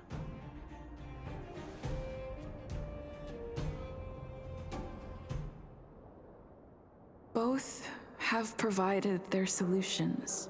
Svarog thinks that formatting Pascal's data and integrating him into the base's network is necessary. But doing so will deprive Pascal of his special emotional intelligence.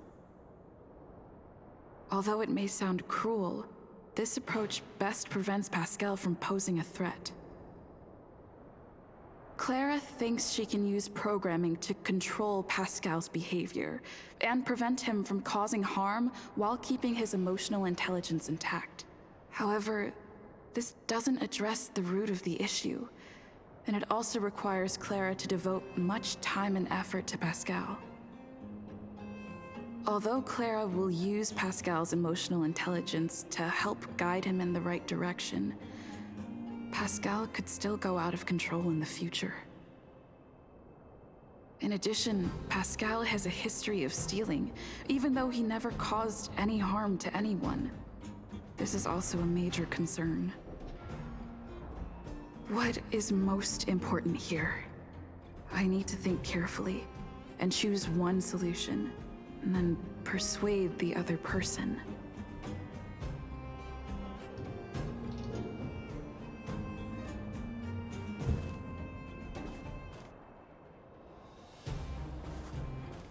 Clara proposed that you should choose Outsider. I respect her wish. Have you made a decision about how to handle Pascal?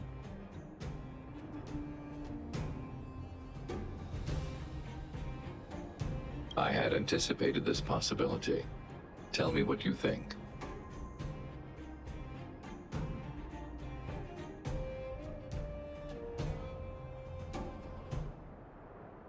I understand. You believe that Pascal's emotional intelligence, derived from his own computational power, is no different from mine. I am currently still unable to conduct a thorough analysis of human empathy. However, I recognize the importance of respecting such emotions. Clara believes in you as a variable. Either way, your input will be taken into account. I'll keep gathering information and calculating new possibilities. Do you have any other insights, Outsider?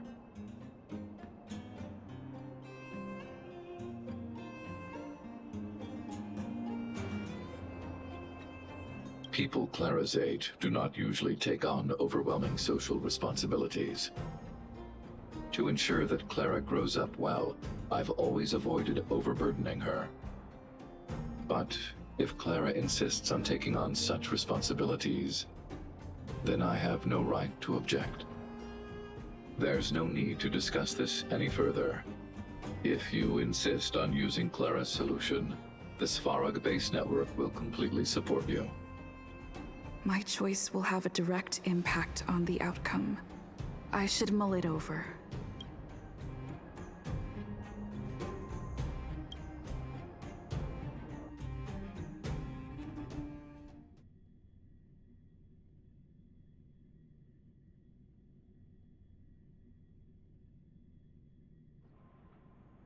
Pascal, we're back. Pascal, good. Waiting. Waiting. Further instructions. Now, please be a good boy and don't move. Pascal, we've got Mr. Svarog to help treat your illness. He'll help you recover. Illness? What is illness? But Pascal not move, recover, health. Mr. Svarog, let's get started. Understood. The protective programs are ready for installation. I hope I made the right decision. Is it done? The programs were successfully installed. The robot will require offline maintenance and will be unable to communicate for some time. We can return to it later. I see. In that case, let's go back to the base. I think it's over. I'll check in with Clara later to see what's up.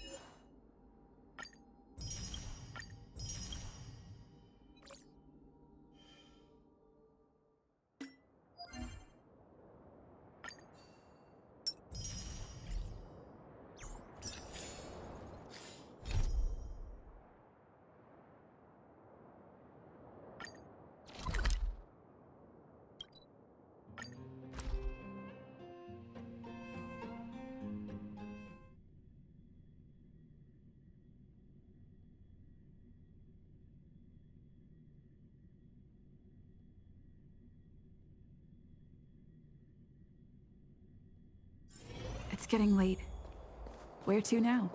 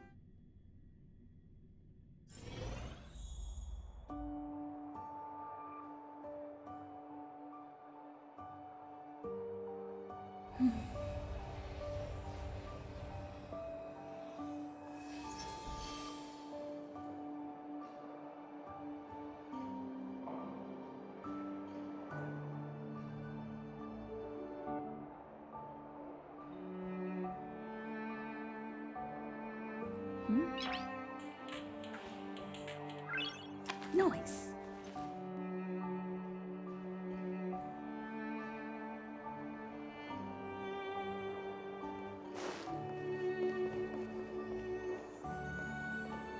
Weather's pretty nice. Where did they get to?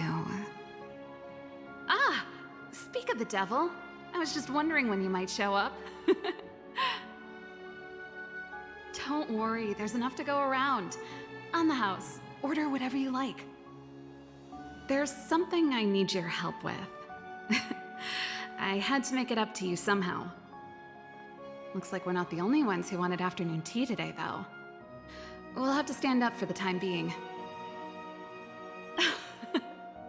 Don't drink too much, or you won't be able to sleep tonight. Anyway, about the something I needed your help with. Well, you're clearly better traveled than I am, and I know how generous you are. I feel embarrassed to ask now. How can I put this? If I remember correctly, you, March, and Don Hung came here on that train. The Astral Express, right?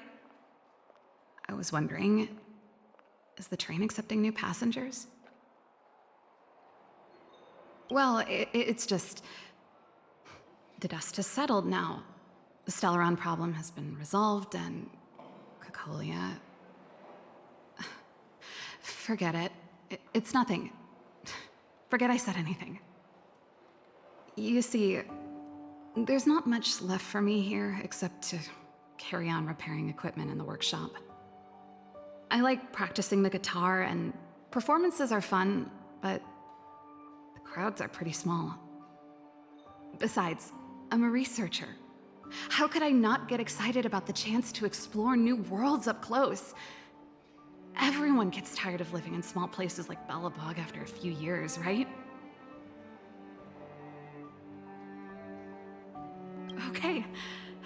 Okay, I'm counting on you. I know this is a lot to ask out of the blue, so apologies in advance. I knew I could count on you.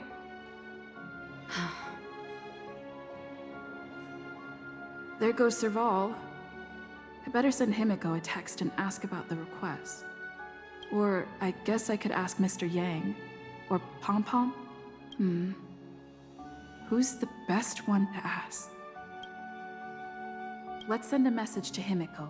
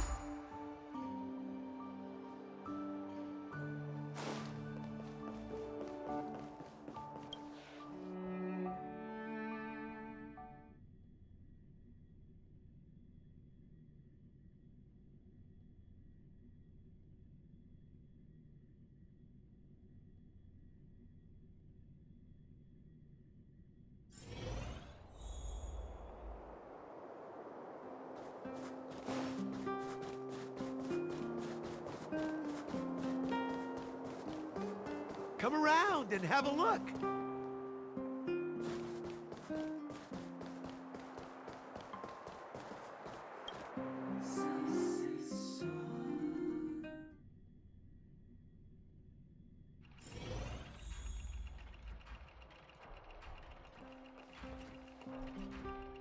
You should go and talk to Lady Bronya, Serval. It was her personal invite, after all. I know. Let me think about it. Perfect timing. Please, talk some sense into her. I knew it.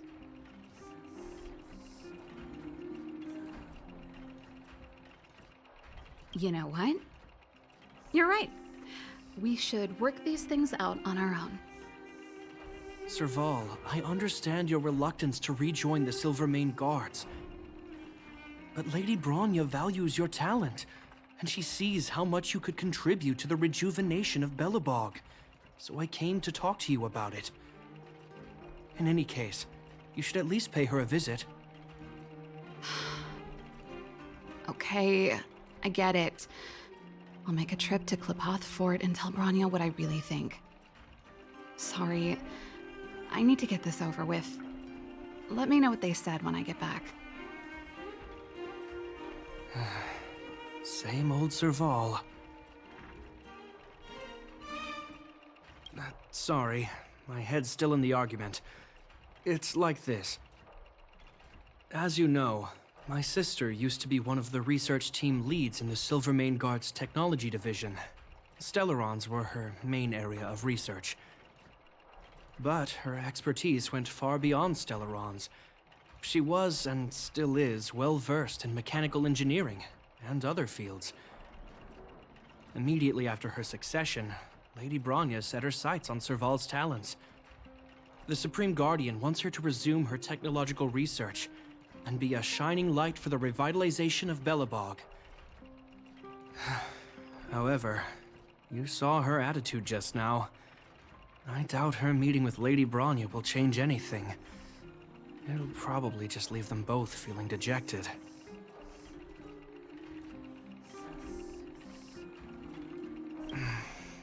I think there's more than one element to it.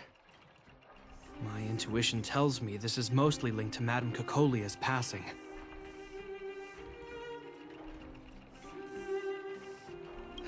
Never mind. It's just a personal hunch. I've never been good at reading my sister's mind. I can tell the two of you have a close bond. If you get the chance, see if you can persuade her to open up about it. Hand on heart, I wouldn't want to see her sitting behind a desk in Klipoth Fort and sighing all day either. Belobog is too small a place for a mind as inquisitive as Serval's. Maybe it would be better for her to join you on your journey. I'll admit, I'm a little worried about how she plans on getting all this across to Lady Bronya. Are you busy? Let's go and wait for her in front of Klipoth Fort.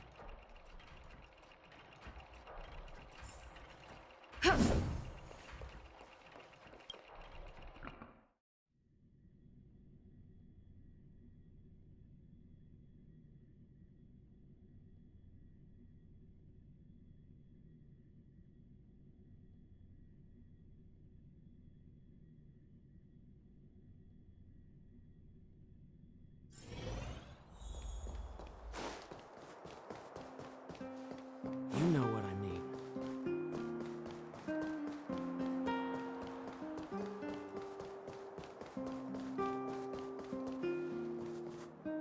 Doesn't seem like they've finished talking yet.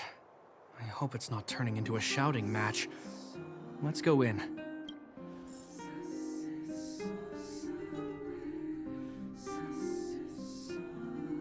I understand your circumstances, Serval. I respect your choice. It was my mistake to make an unwarranted request without considering your own wishes. Allow me to offer you my apologies. I hope you don't take this matter to heart. No need, Bronya. You're a supreme guardian now. Don't let a little thing like this... Besides, I'm the one who should be apologizing. I've put my own personal reasons ahead of Balabog's reconstruction. I get it, Serval. After all, you and Mother...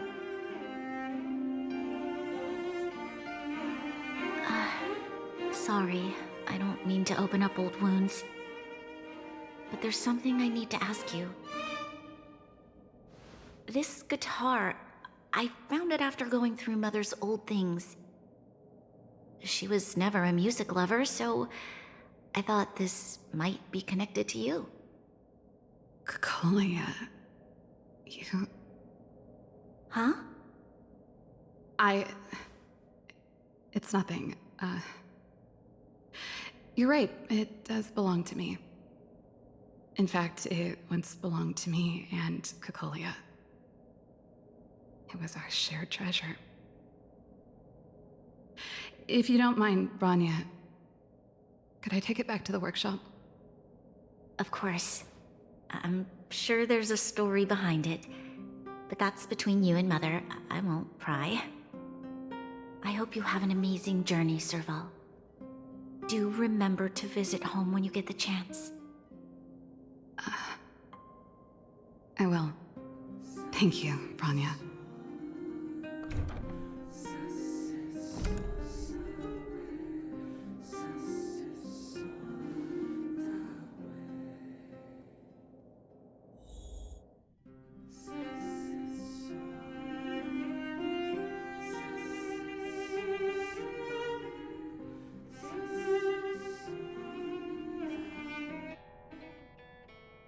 I assume you heard our conversation just now. I didn't expect her to be so open-minded. And she didn't even try to persuade me to stay. She didn't summon me just to return the guitar, did she? I wouldn't rule it out. She's good at reading people's minds. She would have known that you'd never set foot in Kilpath Fort voluntarily. After all these years, I never thought I'd set eyes on this guitar again. Guess we're stuck with each other.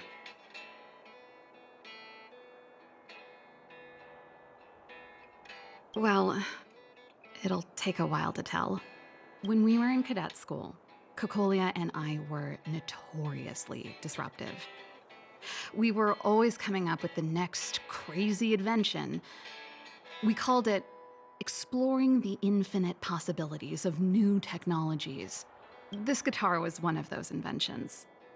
Cocolia came up with a name, the Super Electromagnetic Flux Player, or electric guitar, for short. Not really, no. She was a military history major, very different from what I was doing. Still, we hung out every day. It's only natural that my love for inventing would rub off on her. I told you it'd take a while to tell the story. Let's get back to the workshop first. By the way, want to help me pack my bags? Huh? That melody. That's one of yours, right? I didn't think many people liked that one. Seems the city might have a few nice memories of me after I'm gone. Well, it's getting late. Let's head back. You know what I need.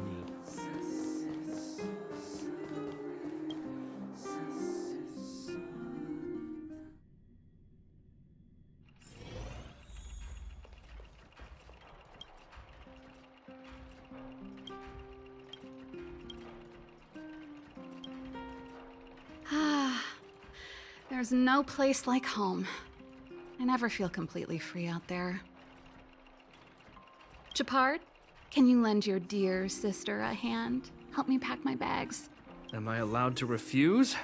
This place, just looking around gives me a headache. Okay, I promise this is the last time. I'm about to go traveling with her. Who knows how long it'll be before I can visit home again.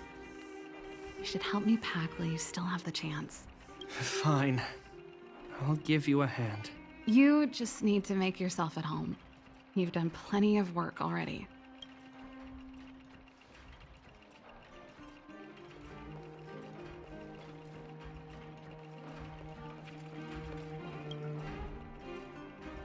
Well, let's see. Ah, yes. Silvermane Guard's standard issue portable heater. It's broken though. It's a family heirloom. Belonged to Rhonda once. You should take care of it. I wanted to keep it with me. But that's the problem with old things. The less you use them, the easier they break. Besides, no one's paying me to fix it, right? Hey, wait a minute. Didn't I teach you a few machine overhaul skills? Want to practice on this old antique? Here we go again. You don't have to do everything she tells you. The principle behind this machine and the one you fixed when you first came to the workshop is the same. You'll understand when you see it. So, I'll leave this one to you. In return, how about I tell you the backstory behind it? I knew you were a reliable apprentice. Think about it. You helped me fix my machine the first time you came here, and now you're helping me the last time, too. That's called having a beginning and an end, right? Well done for putting up with her for this long.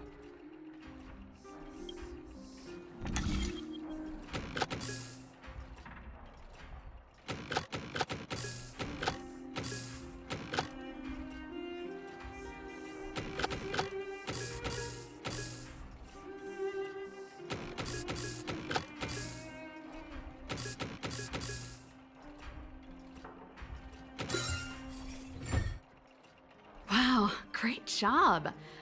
Like I said, a reliable apprentice. As promised, let me tell you the story behind this little heater. Its original owner was an ancestor of the Landau family, Rhonda Landau. She was one of our great heroes who participated in the defense of Belobog 700 years ago. The records tell that during the decisive battle, she led 2 Silvermane Guard brigades. She engaged the enemy for 4 full days and nights in the fight for the city. I still have the newspaper clippings from that time. I'll show you when I get the chance. Of course. After all, she was a Landau. Take responsibility for your choices and the people of Belobog. Every Landau is driven by that ethos.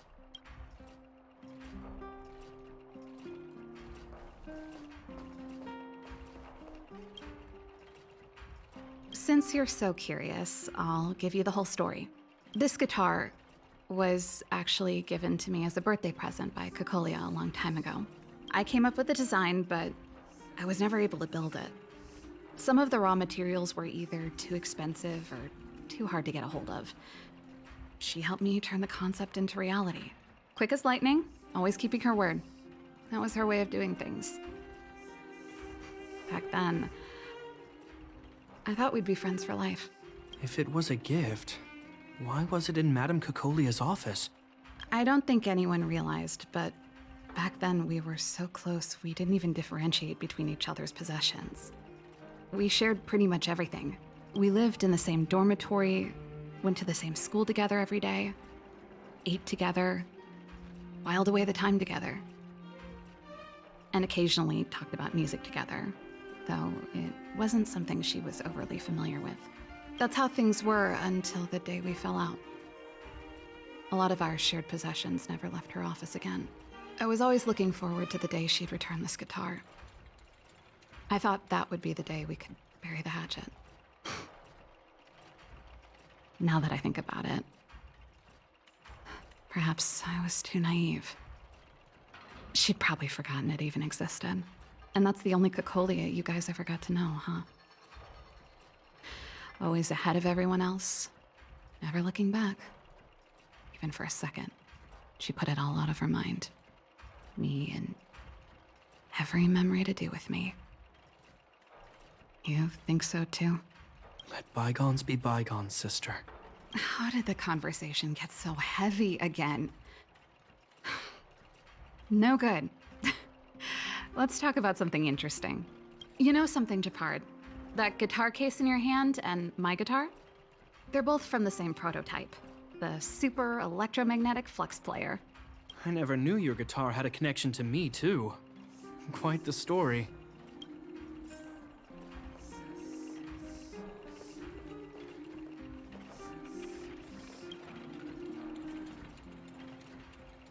That? It's a botanical specimen. Little Lynxie sent it during one of her research trips. As for the name, I can't quite recall. Snowman's palm. And little Lynxie is the youngest sister of the Landau family, by the way. Yes. Snowman's palm.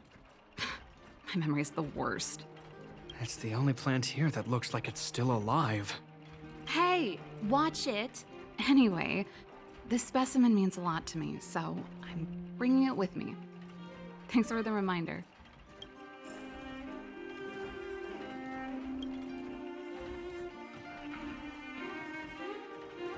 Oh, that's a letter I was gonna send to my mom.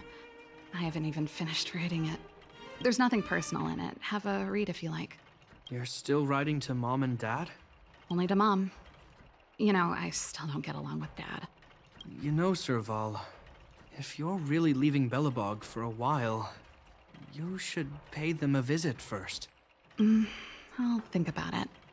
That should be everything. And I thought I was messy. Looks like Japard's got his work cut out for him.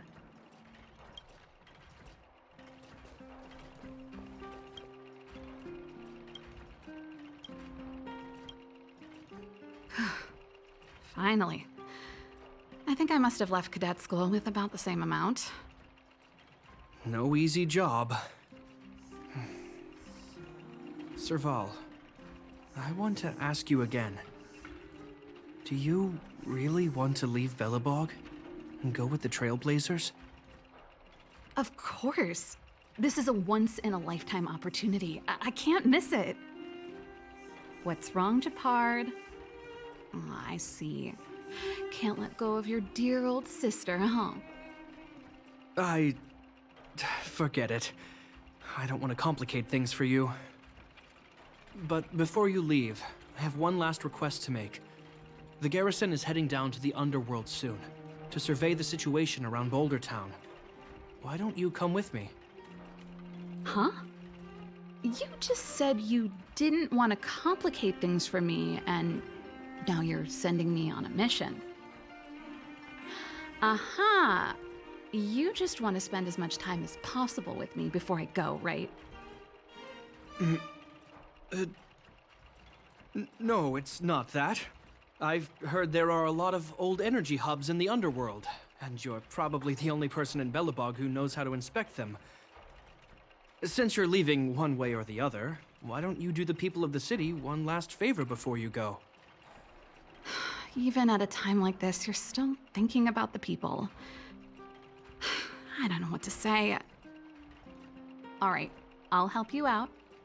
The first and last time the Landau siblings will work together. Thanks, sis. If you have the time, could you accompany the garrison? You're Belobog's hero. I'm sure you must be popular in the underworld. The Silvermane Guards will face less resistance if you come with us. Thanks. I'll contact you when the guards have finished their preparations. I'm tired of packing. Let's leave it here for today. Thanks for your help. Oh, I drank all the tea. Why am I getting sleepy?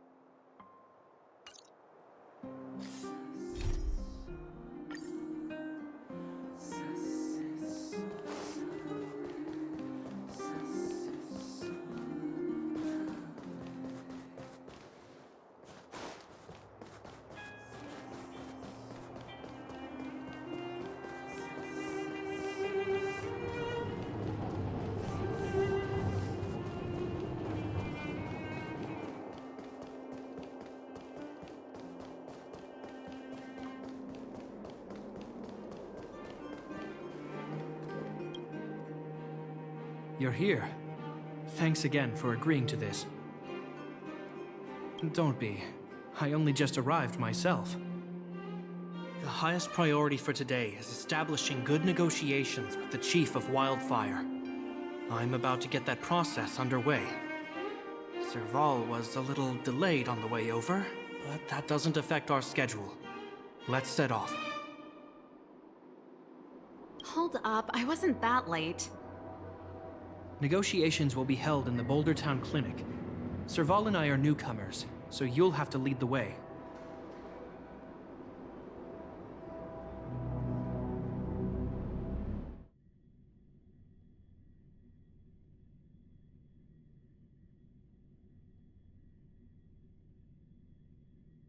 The underworld isn't exactly how I remember it. Feels like we're not getting many friendly looks, huh?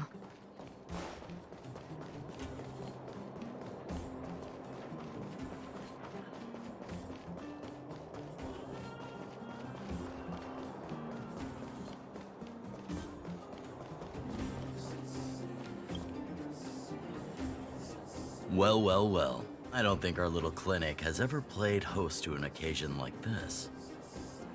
We meet again, Mr. Oleg. Oleg will do, son. Oh, you.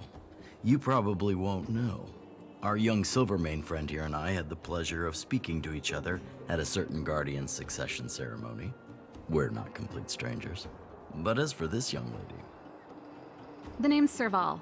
I'm, an ex-engineer from the technology division, and Japard's sister? Pleasure to meet you, Chief. Likewise, miss. The more the merrier. And it's good to have you here again. It bothered me and Natasha that we never arranged a formal welcome for you. Once we're done talking, you must all join us for a meal. We'd be honored. But to your point, Oleg, let's finish our discussions first. Quite right. Let's head inside. Too much commotion out here.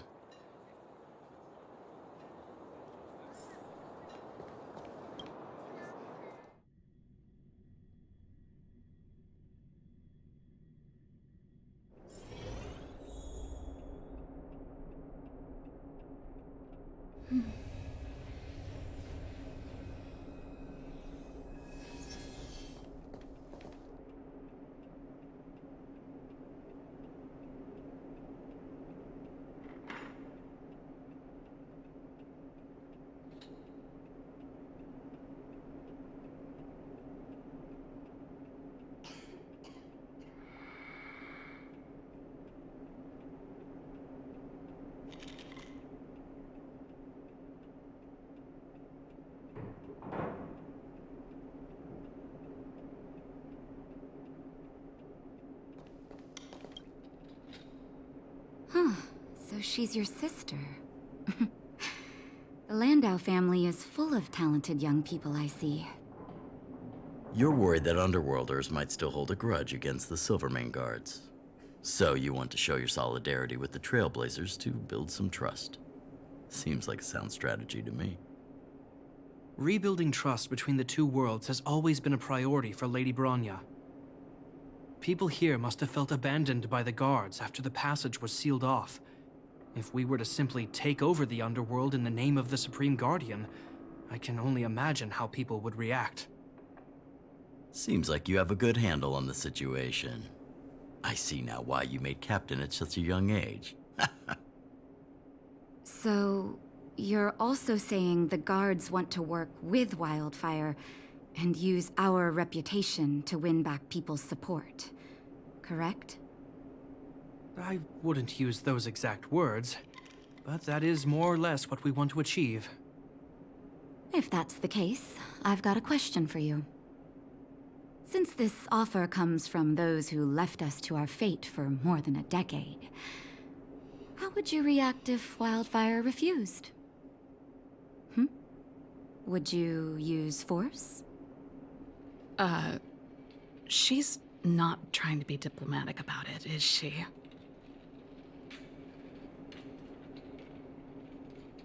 Who is she, anyway? The barrier between the surface and the underground was the product of the former Supreme Guardian's misjudgment and the policies that resulted from it. The people of Belobog should have stood together, but instead, we were made to blame and hate one another. Lady Bronya wants Belobog to heal, so the Silvermane Guards need to regain the people's trust. But we won't achieve that by kicking doors open and policing everyone around. As a grassroots organization, Wildfire did an extraordinary job maintaining order for over a decade in the absence of the guards. I can only imagine how much work you put in to protect the underworld. I can assure you that the guards are not here to seize power.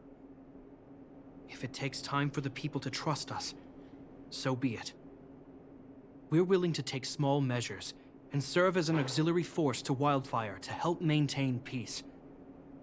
I hope you can see that everything we do to rebuild trust and make Belobog work for all.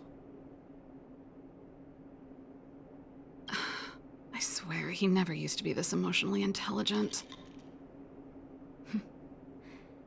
That's an answer I can accept. Oleg, what do you think? I think there's no need for the guessing game to continue. It's obvious we share the same goal. With the help of Bronya, Serval, and Shepard, we're one step closer to rebuilding a united Belobog. I agree.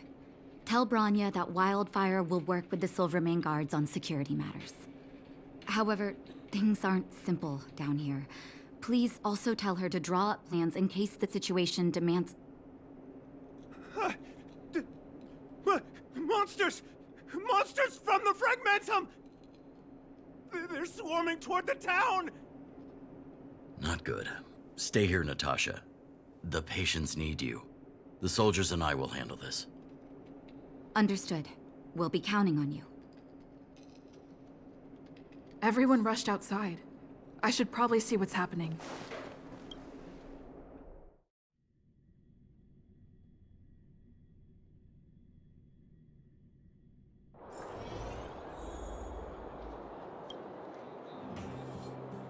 Please, help my friends! The monsters invaded the mine. Please, you have to save my friends. Otherwise, those things would tear them apart. Don't worry. The Silvermane Guards are trained for these situations. Where do we find them? The Great Mine! The one with the big ore vein! Understood. I'll send my men to set up a perimeter and start the rescue operation right away. Mr. Oleg, please entrust the Silvermane Guards with the rescue. The defense of Boulder Town will need Wildfire's expertise. Watch out for ambushes, and be ready to receive wounded soldiers. You're a natural-born commander. Understood. Leave it to me, son. Your troops will be unfamiliar with the layout of the mine. I'll send some of my men to be your guides. Thank you. In the name of the preservation, I promise we'll do everything we can to save lives. I'll go on ahead and lead the troops to the mine. Catch up to us when you can.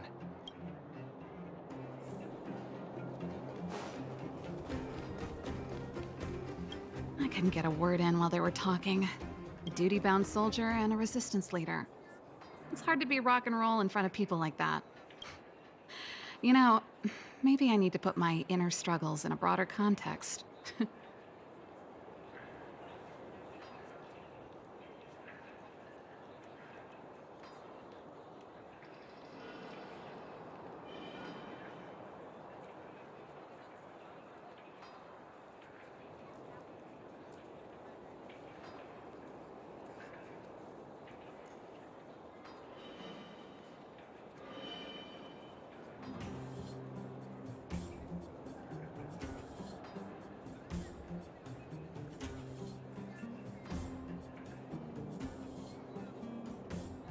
You're right. I've probably been idle for too long. It's easy to get stuck in your own head. It's just... I see people fighting for their lives, and here I am thinking about how to escape. I feel guilty about that. Wait a minute. Was that Shepard's plan all along? Use guilt to make me stay? That's true. Anyway, since he asked for help, it's time to give those monsters a shock. You know the way to the Great Mine, right? Let's catch up with Japard when you're ready. That's all you needed to say. Let's go.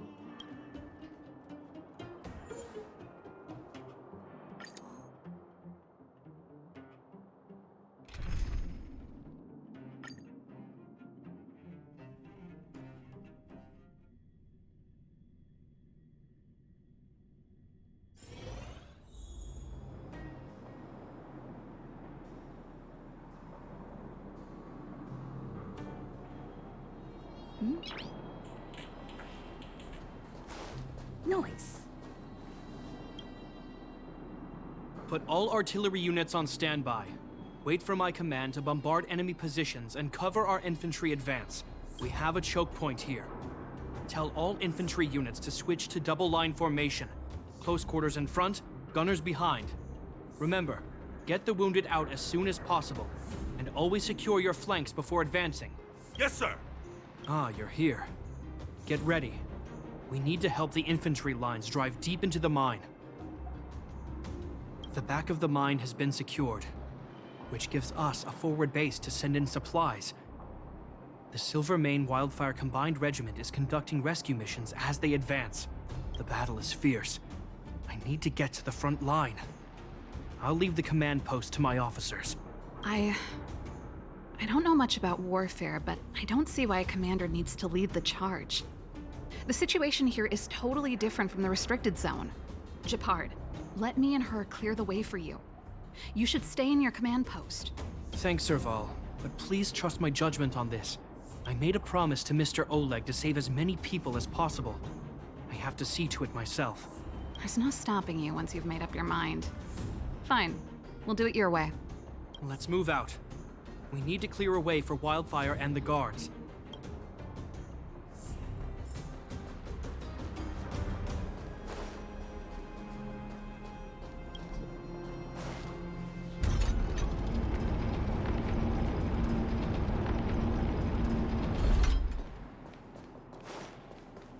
All civilians, please go to the bridge immediately. The Silvermane guards have set up— There's a monster heading this way. What should we do, Japard?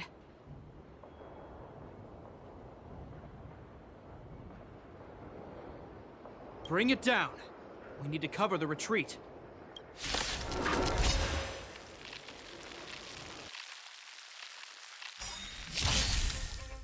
Lend me your strength.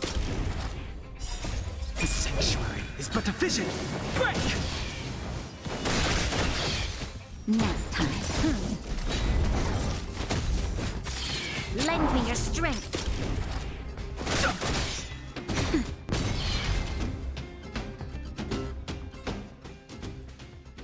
It made it easy for us, but we can't let our guards down. It's safe here. Let's move on.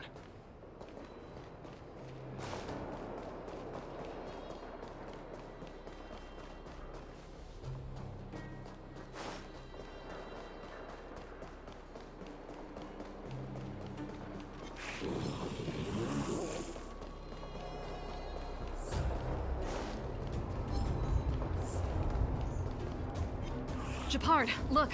The miners have put up a makeshift defensive line.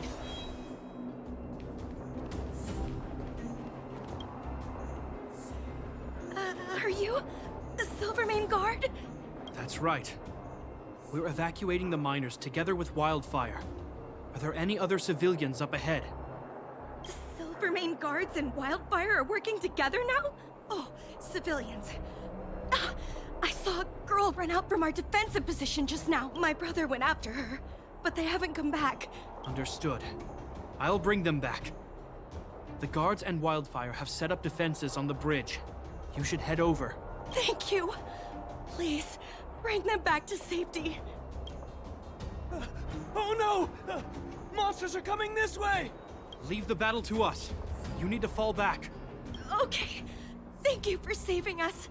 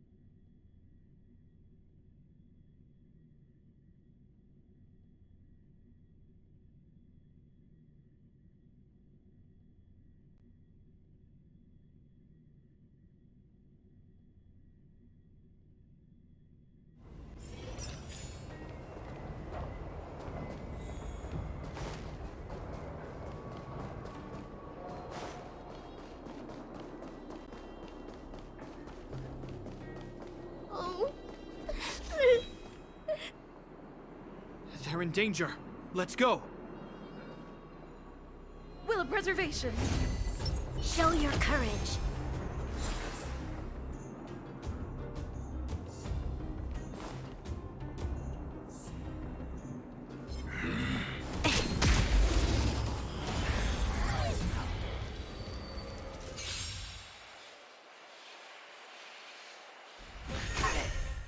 Time to change tactics. Lend me your strength.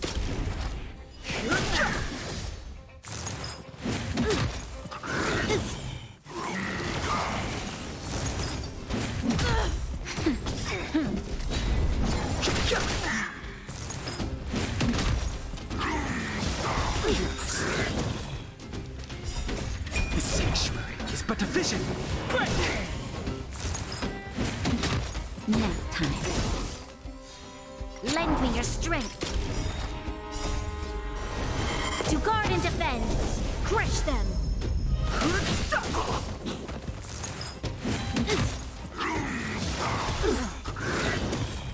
That's better. Lend me your strength. Lance forward!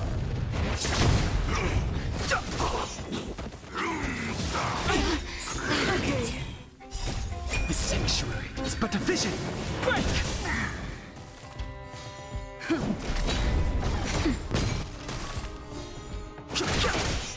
Lend me your strength. To guard and defend. Crush them.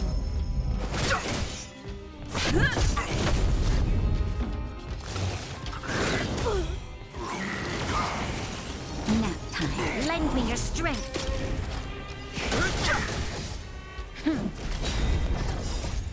Lance forward!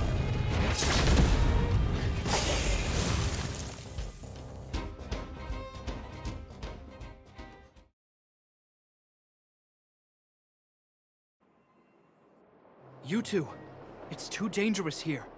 Find the Silvermane guards and Wildfire at the bridge. They'll protect you. Okay. Thank you. Thank you. Zeno, take my hand. Let's get out of here. It's so cold here. I'm scared. The monsters have gotten stronger somehow. I don't remember them being this difficult. Thank goodness we got here in time. If we'd arrived any later... And that's one brave little girl. You were like that at her age, too. Huh? I wouldn't go that far. I only had Dad to deal with. He could be fierce, but nothing like the monsters here. Besides, my problem with him wasn't that he was a strict father. I just couldn't believe that he never lifted a finger to oppose Cocolia's order to seal the passageway. Vowing to protect the Underworlders in one breath, and then deciding they deserve to be abandoned in the next? Family code of conduct. What a joke. Father was a soldier. He wasn't supposed to question the orders from his superiors. Never mind. I know I sound like I'm defending him, and I don't want to make you angry. At least now we've got the chance to right the wrongs. I'm angry just thinking about it. Looking back, I'm glad I left home early. Running away doesn't solve the problem. It's been ages since you two had those fights, but you still can't let it go. You need to walk out of his shadow. I'm not trying to change your mind. I just want to know that your choice to leave this planet is a result of having thought things through. Not my choice. Sorry, I sound like Dad.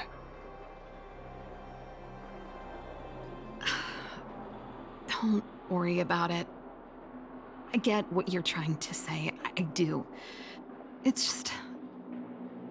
I need some time. Let's focus on the business at hand. That miner we met said his brother came this way. We should look around. Okay. Be careful, though. I sense a drop in temperature.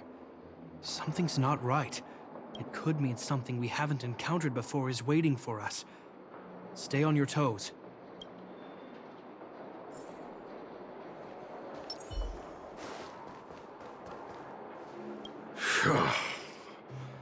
These monsters are tough. I need to find those kids. Hey, did you just scare off a Fragmentum monster? Kind of. There was One on its own. I managed to chase it away. Speaking of which, you came from that direction, right?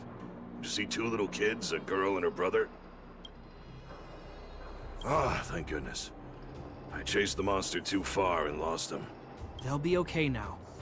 You should head back to the bridge too. The guards and Wildfire have set up a safe zone there. Ah, thank you, all of you. I'm just glad they're okay. I can finally retreat as well.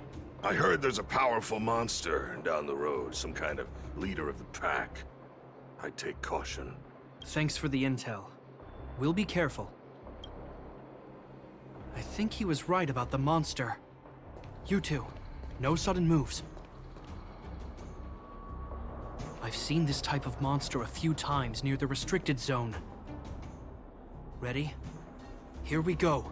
Will of preservation. This will strengthen our position. Show your courage.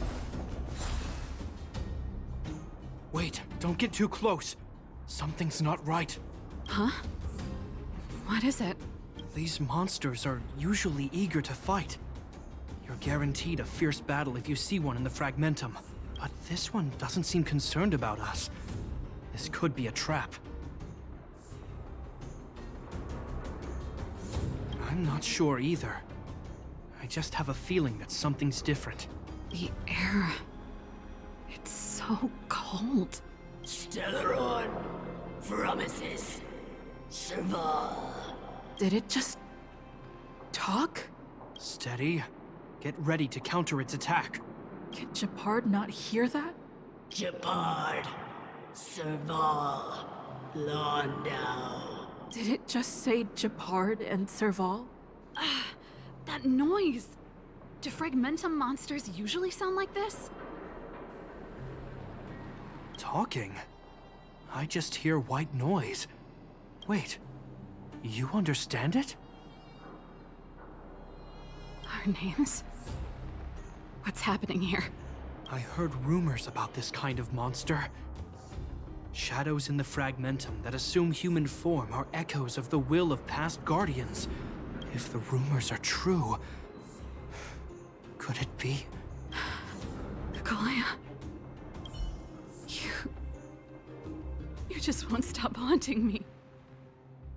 I try everything to put the past behind me, and yet you always manage to creep up again. Kakolia, you witch! You've terminated my research and ruined my life. What else do you want to take away from me? Calm down, Serval. It's just a Fragmentum illusion. All that time we spent together, was any of it real? It was so easy for you to just leave this world behind. Don't you at least owe me an explanation? Serval! Londau, stand down. There is no place for you. The promised new world. Sister, I know you want Madame Kakolia to respond, but this thing in front of us is our enemy. It was born out of the evil gathered in the Fragmentum. You won't get answers from it. Fight with us, sister. Let's dispel the shadow of the past once and for all. Of course, if you're not yet able to confront the past, then she and I will fight for you until your heart is ready.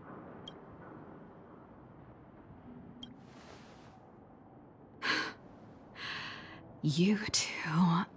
I'm sorry, brother. I always make you worry when things get serious, but I see what you're doing. Reverse psychology, huh?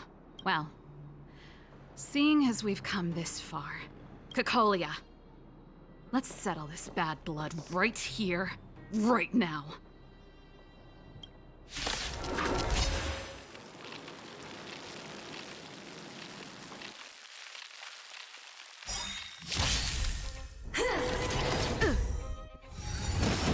I'm okay.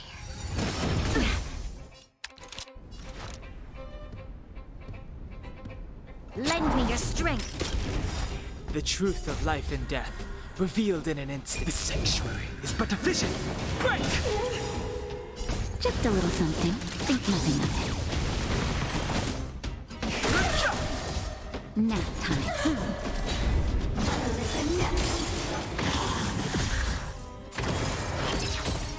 Lend me your strength. To guard and defend. Crush them. Sagacious discernment. Lend me your strength. Lance forward! Nap time. Remember this moment. Lend me your strength. Passing time. The sanctuary is but a vision. Break!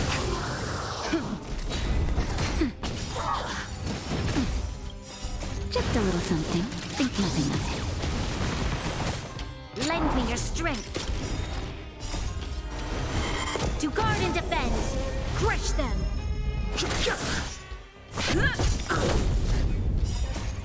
Lance forward! Nap time.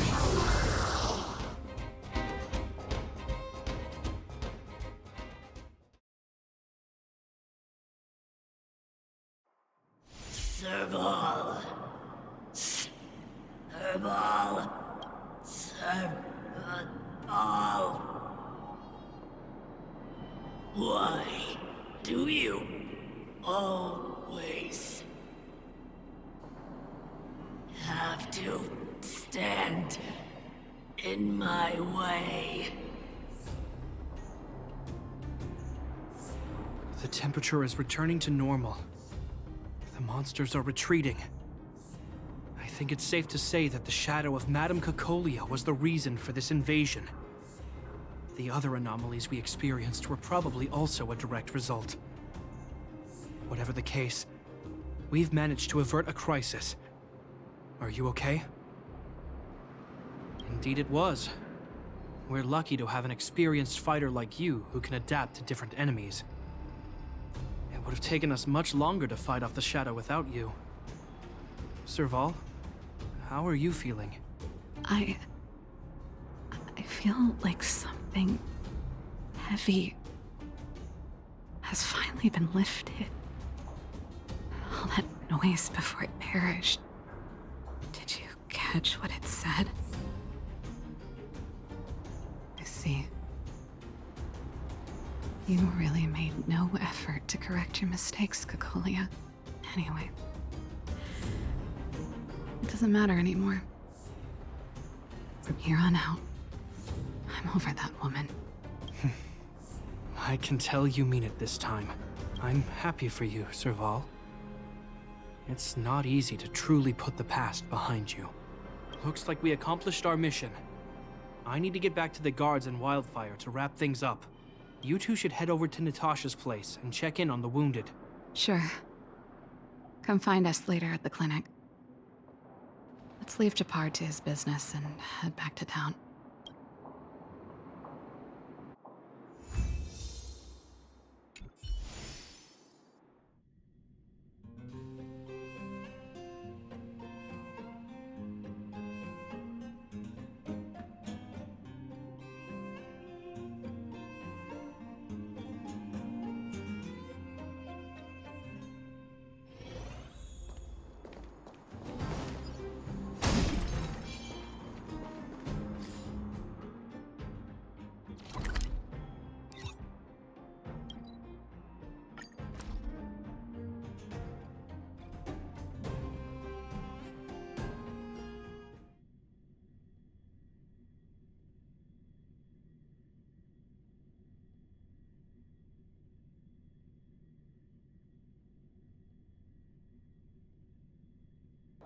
It's getting late.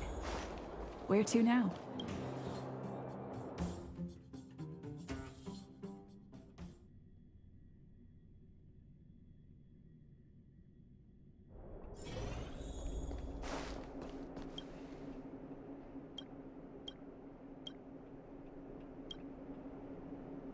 I see. Thanks for bringing me up to speed. The clinic has been busy while you were gone. We've treated many people, soldiers and civilians alike. All in all, I owe everyone a big thank you. It would have been much harder if Wildfire had operated alone. Thanks to Captain Japard, we managed to keep our losses to a minimum. I'm sure people will begin to appreciate the Silvermane Guards after this battle.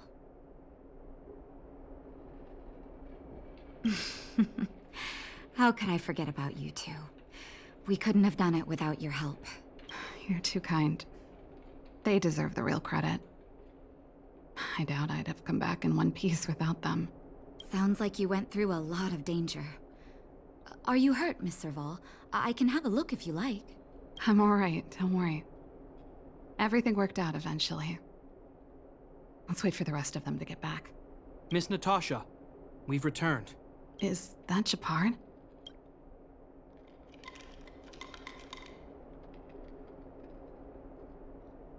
Mr. Oleg has a pretty good handle on what's needed in the mine.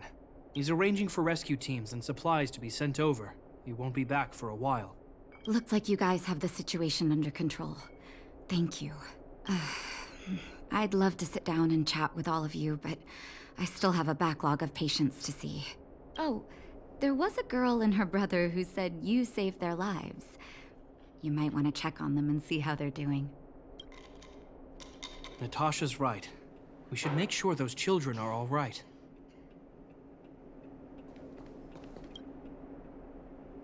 Come on, drink it up and you'll feel better.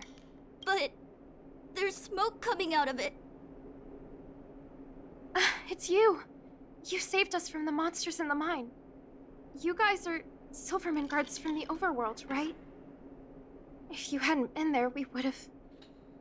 I'll think of a way to repay you. I'll get a job and... That's very kind of you. If Mom and Dad were still here, they'd want us to return the favor. Mom and Dad went somewhere far away a long time ago. Haven't come back yet.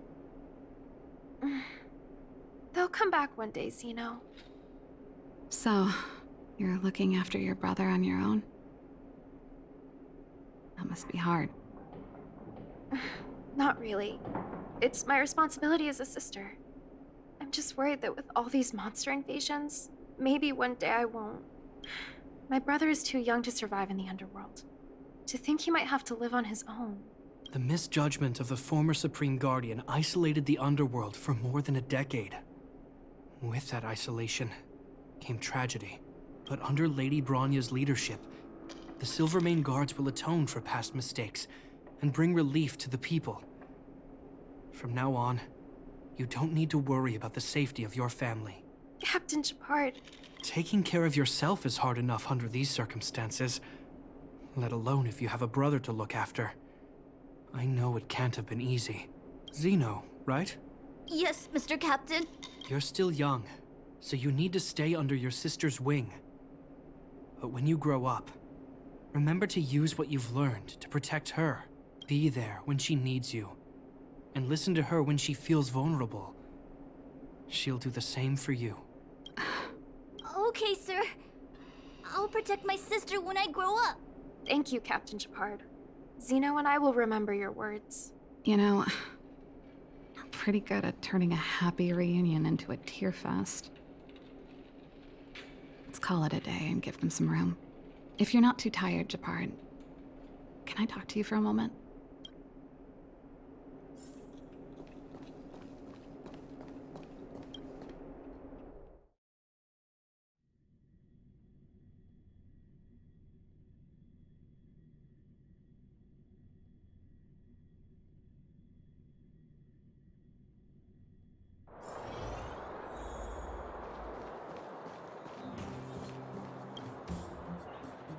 What you said back there, did you really mean it? Of course I did. And it wasn't some last-minute speech I cobbled together. It's how I've always felt. We can't always face problems alone and build walls to keep people out. We need to learn to rely on others. Especially those we care about the most.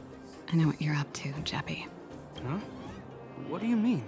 You made it sound like you were talking to those kids. But you were talking to me. Who's building that wall now? Well, a Landau just called out a Landau. Japard. I changed my mind. Change of plan. I've decided to stay in Belobog. Serval, I just want you to know that I would have supported your decision, no matter what you chose. I wasn't trying to force you to stay. I know that, Japard. Don't worry. I've thought this one through for a change. What you said was the last piece of the puzzle for me. I suddenly realized that my decision to leave was just me trying to run away from my problems. Wasn't a mature decision. I've always found it hard to handle complex relationships.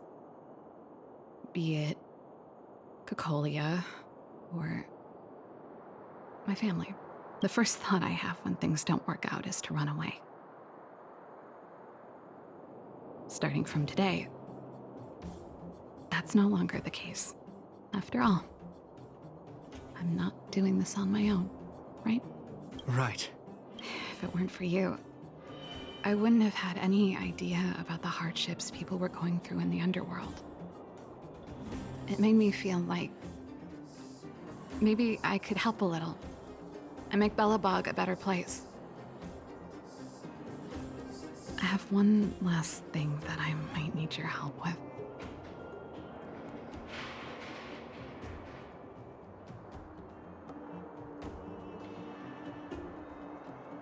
I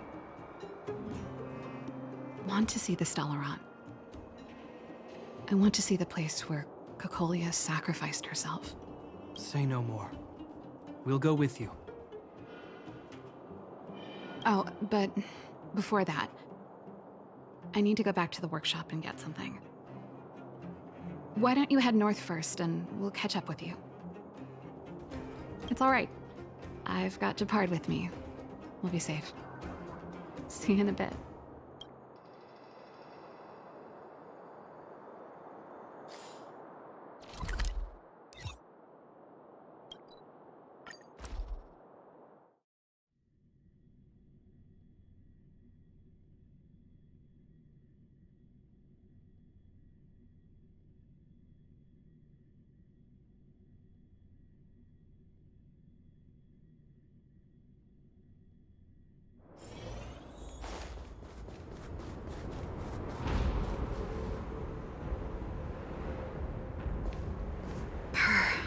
It's cold here.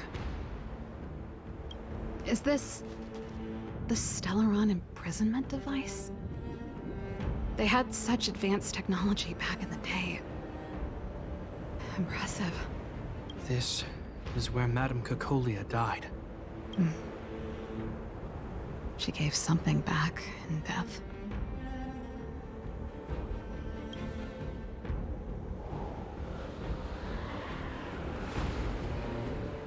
I wanted to come here to perform for Cocolia.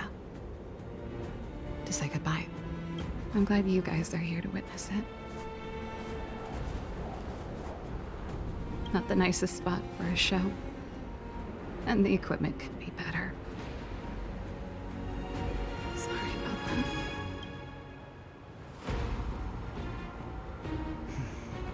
The stage is yours, sister.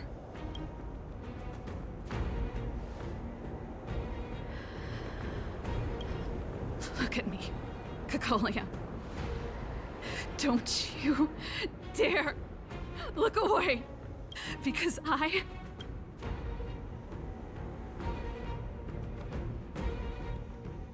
will no longer live in your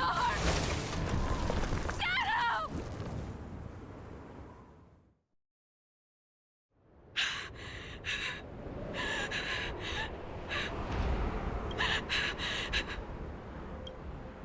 Happy? Happy. I just wish I could have seen the look on her face. Shame.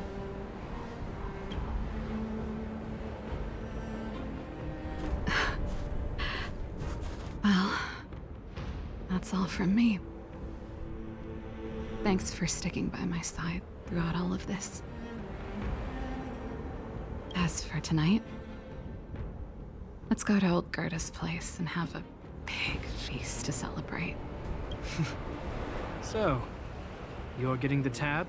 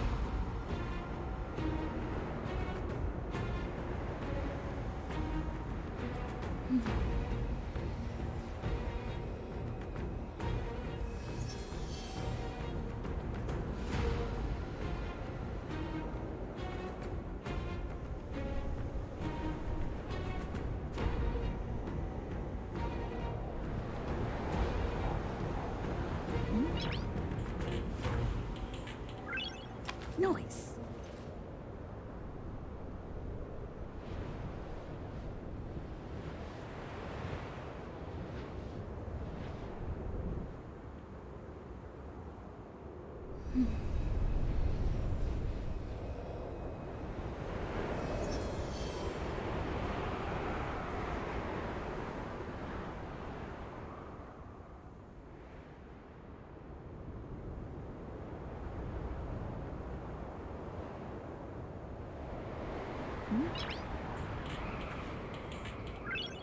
Noise.